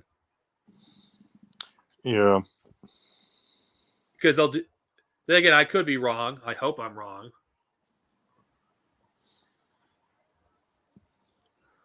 You could have done that's the thing. They also could have done a series on what do you call those? The Dathomir Night Sisters.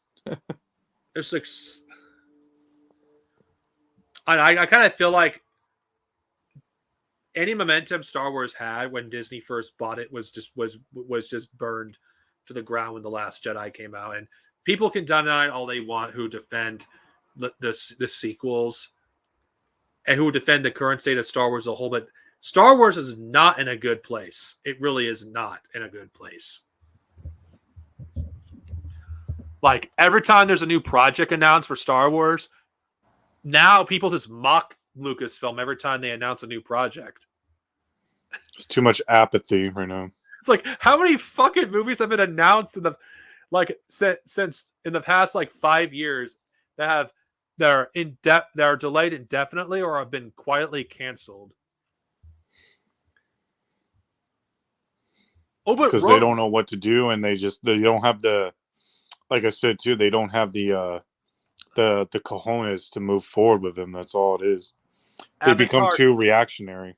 Avatar 3 will come out before the next Star Wars movie. I'm calling it. Oh, of course it will. The very fact that Avatar Way of Water, and by the way, I did like the second Avatar movie. I haven't seen it. Anyway, that movie came out before the first Disney Star Wars movie did, like in the 2020s. That says something. It's fucking hilarious. I'm sorry.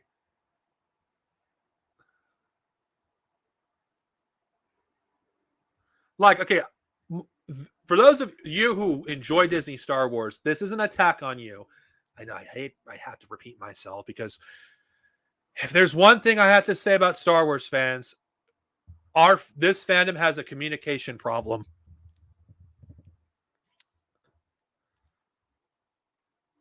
It really does have a communication problem.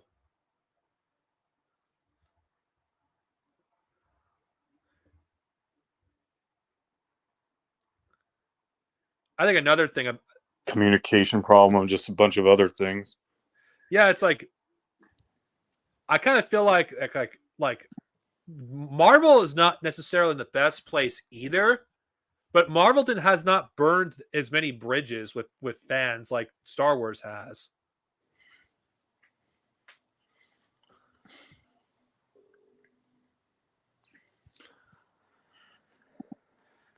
I have not watched X-Men 97. I guess that depends on who you talk to, though.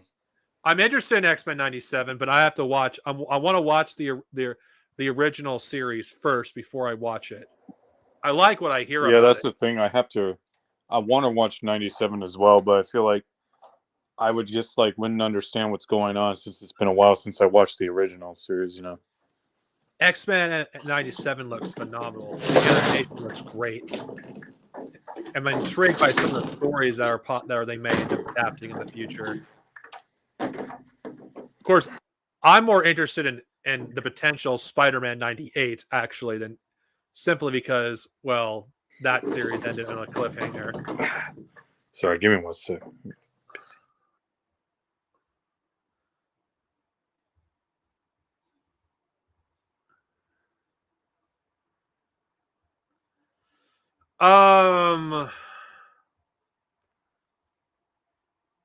It depends on what you're. Oh, sorry, hold on. Depends on what you're into.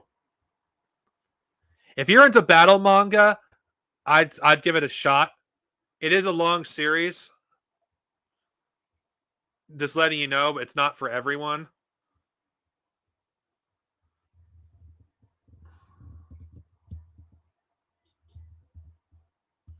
That is true. I think EU fans are kind of are not much better, but again, I don't think there's any good part of the Star Wars fandom, in my opinion. Personally, the most enjoyment I've ever gotten out of Star Wars is when I've enjoyed it privately, because online discourse with Star Wars, it feels like I'm fighting the fans most of the time. And the time I enjoyed the EU the most is when I was not engaging with many people. Because Star Wars fans as a whole, you're better off as not talking to them unless you know them personally in the real world. But even then, on my job, the last job that I had, I was considered the Star Wars guy until I stopped talking about Star Wars at work because I wasn't a fan. I made it well known I didn't like the new era of Star Wars really, and I was tired of just justifying referring the EU over canon or just enjoying. Actually, I don't even care about canon at this point. I just like to enjoy Star Wars as it is, and we're not allowed to do that.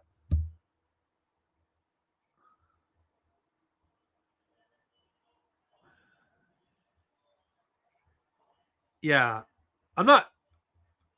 Honestly, that's what I'm basically doing now. I'm actually just going back to other stuff, reading books I haven't. By the way, I have a fuck ton of books. If people were to see my book collection, I have hundreds upon hundreds of books I have yet to fucking read. So, yeah, I have hundreds. Yeah, I know about that scene. It was great.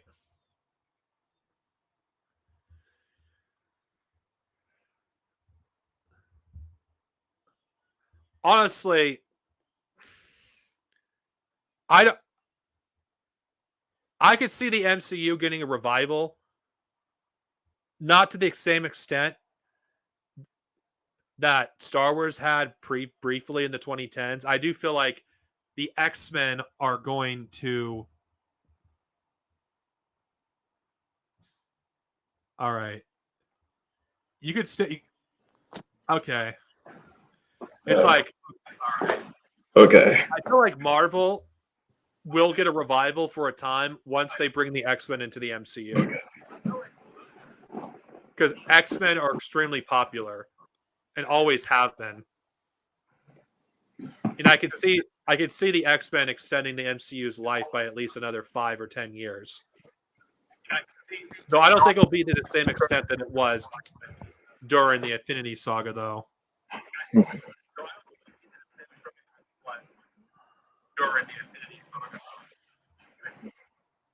I can hear myself in the background. So you said you got hundreds of books. Well, someone's either close to their computer or they're on stage. Yeah, that's me. I'm sorry. What live action Avatar show? That show's an abomination. The animation for Avatar is the only legitimate way to experience it. Fuck the live action Netflix Avatar and fuck Midnight Shyamalan's Avatar as well. Yeah, I don't. To be honest, it's like, And not to mention they cut out the cross-dressing part. it's just like, why bother trying to watch the Netflix series when you could just rewatch the animated series? Really, it's just it'd probably be a lot better too. You know? I don't even want to watch the Netflix series because it's like, why? Yeah, exactly. Like, there's like new stories you can tell in this universe. Like, I don't think these novels will ever get adapted, but the Kyoshi novels are great. Why not adapt those into a series? Oh wait, we can't. We have to cash in on nostalgia. As always. Honestly, I didn't even read the Kyoshi series. Like, Those novels are great. In fact, I argue they're better than Legend of Korra. In fact, they're everything Legend of Korra should have been. wonder why they haven't adapted those in the animation yet. I cannot say regarding James Gunn. Why have they not been adapted? The Kyoshi novels? I don't know. I don't know. To me, it's like the Avatar series. I think that's another thing. It's just like it had its lightning in a bottle, and I just feel like trying to expand that universe and whatnot. It's just like I don't think there's an kind of issue. futile at this point. I don't think there's an issue with it doing in books or comics. I don't have an issue with that. It's just but I do understand like doing sequels. It's like I know there's going to be an animated movie that's coming out. I think next year or the year after that. They'll focus on Aang and gang. I understand that, but I have no nostalgia towards Avatar. I'm just letting you know. I watched it long after it ended. No, I watched it growing up as a kid, but I just feel like sometimes these people need to realize this. Just like you gotta leave things alone. Just sometimes these things just have to have a beginning, middle, and end. Well, you know, I don't think I just feel like Korra. novels, Looking back on it now, it's just like, oh my god, that show is like just doesn't hold up at all. I don't agree. I think the show holds up well. Legend What, of Korra? Korra hasn't held up really, but I think No, The that's Last what I was Airbender talking about. does. No, that's what I was talking about. Is Legend of Korra? It doesn't hold up. Yeah, it does have great fight scenes. I'll give it that. Yeah, it has good animation and fight scenes, but I just feel like the characters and the storyline just didn't really do it for me. That's why I bring up that Kyoshi is Kyoshi's Avatar gang is way better than Korra's, and there's only and she only has 2 novels.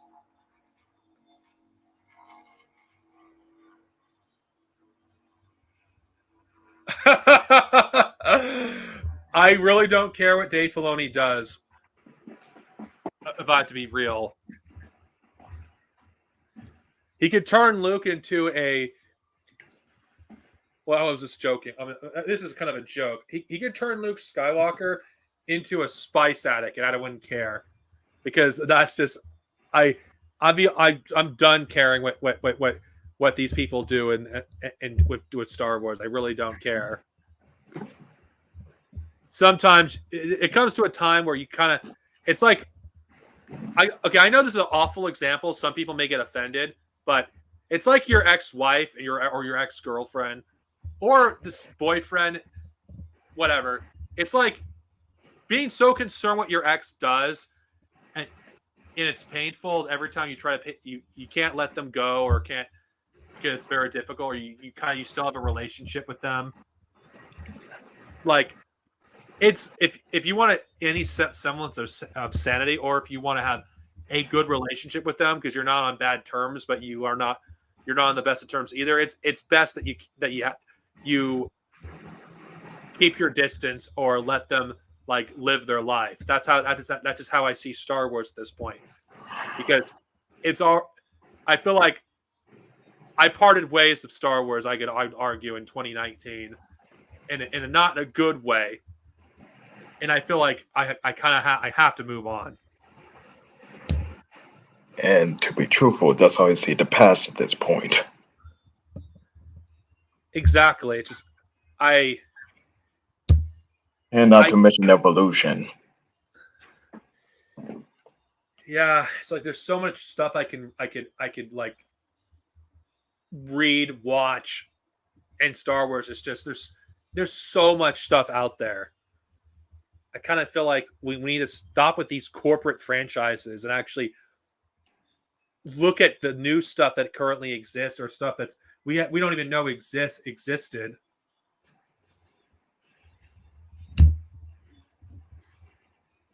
Or the stuff that just doesn't get the same amount of attention as Star Wars does. I feel like Star Wars gets way too much attention.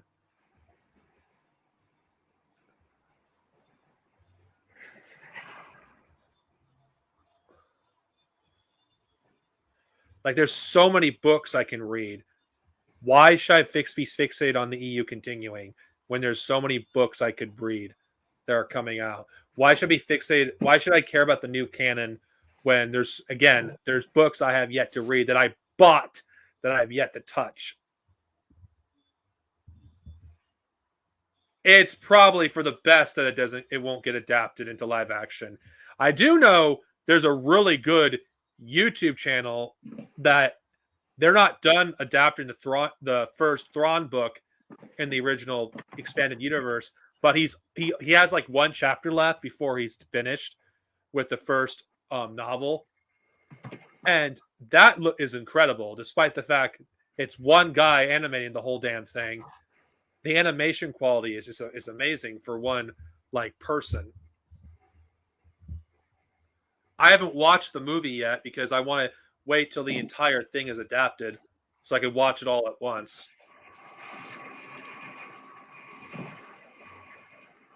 I might have shared his videos in the past, at least one of them, but it's amazing.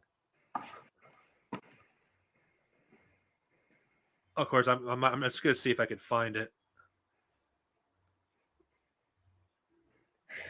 I feel like the fans who are making the fan films I'm more looking forward to fan made content for Star Wars than the official material. Like that Knights of the Old Republic like Convergence film, I'm looking forward to it. Yeah, it's using graphics from Knights of the Old Republic, but do I care? At least the story is good. And that's all that matters to me.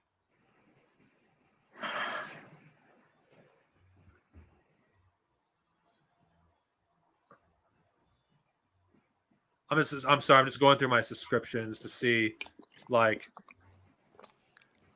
what channel to leave. What happened to that Knights of the Old Republic game they were gonna do? I don't even fucking know. It's taken forever for it to be remade. I only prefer the cinematics, to be honest. Yeah, people are wanting like Keanu Reeves to play Darth Revan. in live action. It's so stupid.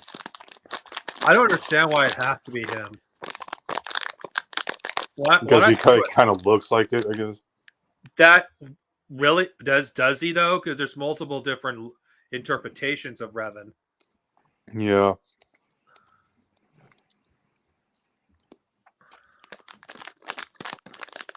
I'm just going. I'm surprised they just haven't done a remaster of those games. They have.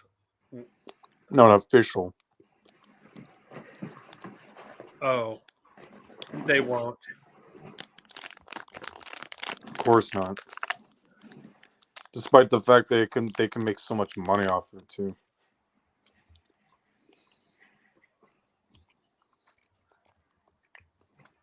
It's funny. I I unsubscribed to almost every Star Wars channel that I can think of. Well, except some of the EU guys like Jen Sarai and Great Jedi. I do, because Whatever happened to B level? To who? B level? Fuck B level. I'm not even joking. Fuck B level. Yeah, whatever happened to him? He left. I don't know You guys why. had a falling out. You probably don't know about that controversy. B level fucked me over. Let's just say he sent people after me when my mother passed, not too long after my mother passed away, because we had a disagreement. That's fucked up. It is fucked up. That's why I say fuck V level. It's like I can't even talk about that guy without fucking without clenching in anger, because I just cannot. I fucking despise him. Of course I'll sound like a psycho saying this. If I knew where he lived, I would freaking leak that information. I don't care who would have fucking found it. So that fucker can be shot. That's just how much I despise him. Not to mention he doxed one of my friends' kids. Which is fucked up. It's like you can't trust anyone these days. Yeah. Seriously, fuck V level, that piece of shit. I really hope fucking some horrible things happen to him. That's just how much I despise him. My audience here who watch me outside of my Star Wars content know exactly what I'm talking about. Fuck that guy. I can't even find it. Screw it. I'll have to look for it later. But I do know there is an animated film of Heir to Empire. It's not all done yet, but it fucking. I can't find it at the moment. Oh, really? That sounds pretty good. Again, this is what I'm talking about. If there's anybody that's going to keep Star Wars fans alive, it's going to be fan films that adapt certain moments of the EU or make fan-made content. That's what's going to. I prefer that over the official stuff, because the official stuff, it's just, to me, it's just bland and corporate and safe. Yeah, Dave Filoni may make better content than Abrams and Johnson, but is that really saying a lot? It's like the bar has been set so low. I'm so sick of hearing that name. Dave Filoni this, Dave Filoni that, regarding Star Wars. I'm not saying he hasn't made good stuff or been involved in good stuff, but I'm tired of him getting the credit for being the savior of Star Wars when he really isn't. He's not. That's why I'm saying. It's just you can easily get someone else who knows a lot about Star Wars. They can make better content than him. Like the voice act, like Sam Wicker. I forgot the guy who voiced Darth Maul, who corrected Dave Filoni on the spot because he forgot that Anakin's mom met Padme in the Phantom Menace. Yeah. What did he say? He they recorded a scene about Anakin wanting his mother to meet his wife, but the guy who voiced Darth Maul pointed out that you can't do that because they've already met in the Phantom Menace. Oh yeah. It's a small contradiction that would have happened if the voice actor of Maul and Starkiller wasn't there to correct him. Yeah. That Well, it's guy like, knows his shit. yeah.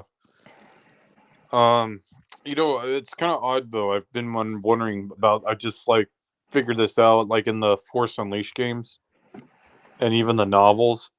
I find it kind of odd that Mara J doesn't show up any of them. Huh? Jesus. Yeah. Now, I'm not saying that that it's a big deal, that contradiction that could have happened, but still, it does show you that of course, Dave Filoni isn't the only one that's guilty of this. I don't think that's fair on Filoni to blame him on some of those contradictions. George Lucas contradicted himself, like, as well. Mm-hmm.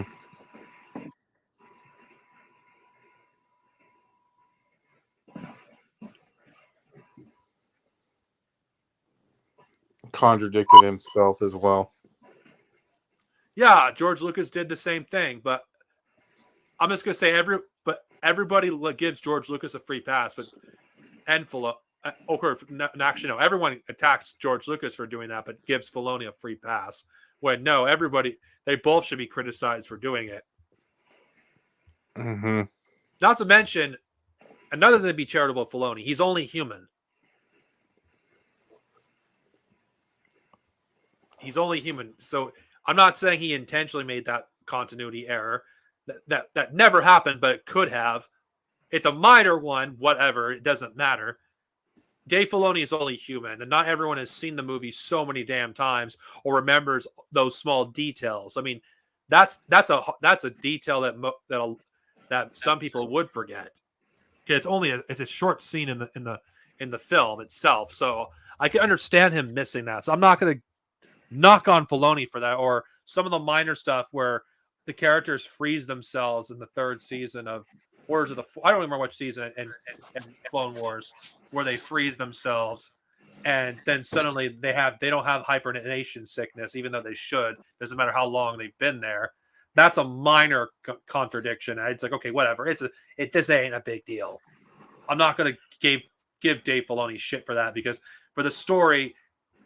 For the story, okay, whatever, it doesn't matter. It's probably they weren't in like hibernation for very long, so that's why they didn't have hibernation sickness. It's easy to explain. Or they have the Force, so they could like negate most of the worst effects of hibernation sickness. I mean, it's a simple thing that could be explained.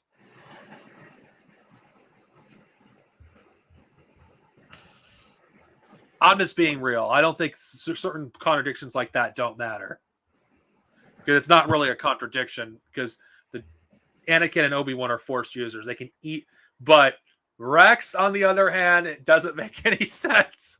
But whatever. I don't care about that minor contradiction. I would like to see them try to adapt Darth Plagueis novel. I don't know if you can adapt Darth Plagueis as a movie or a TV series, because I consider Darth Plagueis the Silmarillion of Star Wars. The what again? The Silmarillion of Star Wars. What's that mean? You have never read Tolkien's works? Not all of them, no.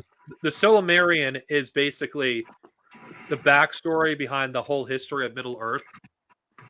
And I consider Darth Plagueis the Silmarillion of Star Wars, because it's basically the backstory of the prequels and the original trilogy. Basically, you see the rise of Palpatine, and it gives you all this other lore and that stuff, and it expands upon the midichlorians. Well, that's what I'm saying. I would like to see them, good writers and filmmakers try to adapt that into live action or animation or whatever, That's never gonna happen. I know, but it's like, because unfortunately it's not canon anymore. But you I don't still know. have does James Luceno still write Star Wars novels? He doesn't. He He hasn't doesn't. written Star Wars novels since Catalyst, which is the last canon book he's written. And I wouldn't be surprised if it's because he had a contract for a certain amount of books that he would write in Star Wars. Oh yeah, he probably got so tired of the whole retcons and canon stuff with Disney. Now he's like, I don't think he I'm cared done. about that. I just think I feel like when authors when they write something for a multimedia franchise, I feel like they sign a contract for a certain amount of books that they have to write. Yeah, And those who don't come back are probably because their contract wasn't renewed. I suppose. But then you have Timothy Zahn still writing them, don't they? Ironically, Timothy Zahn still writes good stuff. Even like some of his best work was in the Ascendancy trilogy, despite the fact Dave Filoni will ignore all that stuff, which is a shame because it's some really good fucking material. I thought it was really good. Wait, what? Can you remind me again? What was Darth Plagueis' real name? I don't even remember his real name actually. It's been a Or long alias time. name that he had in the Oh, story? hold on. I forgot. I forgot his name. Damask. Damask, not his full name, but Damask is his first name. Yeah, something like that. He was like part of a banking clan. The Intergalactic Banking Clan, yeah. Yeah. I And he was the agree one with that. he's the one that started the whole Camino cloning thing. I agree with that. The Luke in the post Return of the Jedi EU is the real Luke to me. But as unfortunately as that is, this is bitterness on my part. Most people just won't read those stories. Won't even give them a chance because it requires them to read, not do homework. Yeah, even though some of the best Star Wars stories will never be adapted to the screen. Damon Dumasks, something like that. But he was what do they call his species? A mun or a Yeah, mune? Mun. Is it pronounced mun or mune? Mune, I think. Yeah, that's Mune. But then I'm trying to remember. Isn't it? There was something called a Mundark in Star Wars. Amina Gundark. I don't even know what you're talking about. I thought it was pronounced like a mun, but then some people call it mune. It's Mune, actually. Mune. Okay. Eventually, at some point, I'm gonna have to end the string because I'm not gonna have it go as long as last time because I don't want to be in this position I'm sitting at until like 2 because I like to actually get to the closing part of my string. It's been going on a lot longer than I originally intended, but that is not a bad thing. Yeah. For me, just to get back to the topic, I feel like for me to preserve my love of Star Wars, I have to take a step back. I know I've said this before, but I feel like I really do mean it this time. I cannot do Star Wars content if I don't feel unless my heart is into it because it's not into it. It really is. Take a break. You're saying, right? A break for indefinite amount of time because I feel like if part of me, as I said earlier, is hating Star Wars itself, then I need to take a step back before it gets to that point because no matter what, I just don't see myself just like enjoying the franchise in the same way I once did. And I generally do regret, and I do mean that. I wish I would have never done Star Wars content on YouTube because it's a form of engagement with the fandom. I wish I would have never engaged with the fandom. I wish I would have been in my own little corner. I wish I would have just enjoyed Star Wars privately. I envy those who have never done Star Wars content. As strange as that's for people who are Star Wars fans to hear me say, I envy you. I wish I would have never done Star Wars content. Because to me, where did it all lead me in any way? I had a falling out with multiple people because of Star Wars. I've been emotionally manipulated and gaslighted as a result of Star Wars. It sounds like I'm blaming Star Wars for this, but to be honest, Star Wars fans have done this to me, and I just don't. I guess you could say I do feel a little traumatized in a way, and I feel like I need to I need to step back. And when having these regrets, I do mean it. I feel like I would have been a lot happier as a fan of Star Wars if I've never engaged with the fandom, because I didn't realize just how ugly the fandom truly was until I engaged with Star Wars fans. Because before Star Wars fans, I thought Sonic fans were the worst. No joke.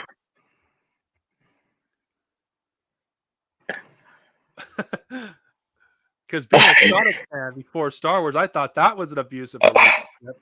But Star Wars is even worse. It makes Sonic fans look like nothing. I hope the same thing doesn't happen to me. I suggest you don't make the same mistake. I'll talk about something else now. I'll talk about my own interests. Just to let you know.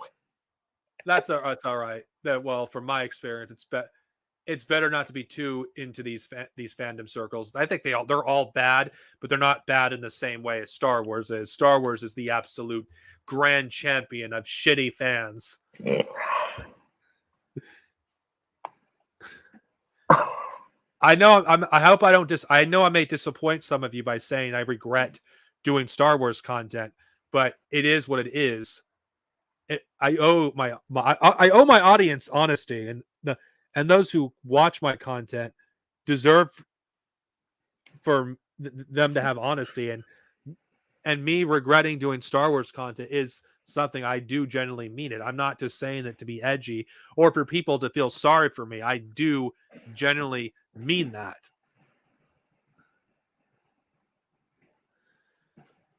Does We this still mean talk about like Game of Thrones, don't Game of Thrones?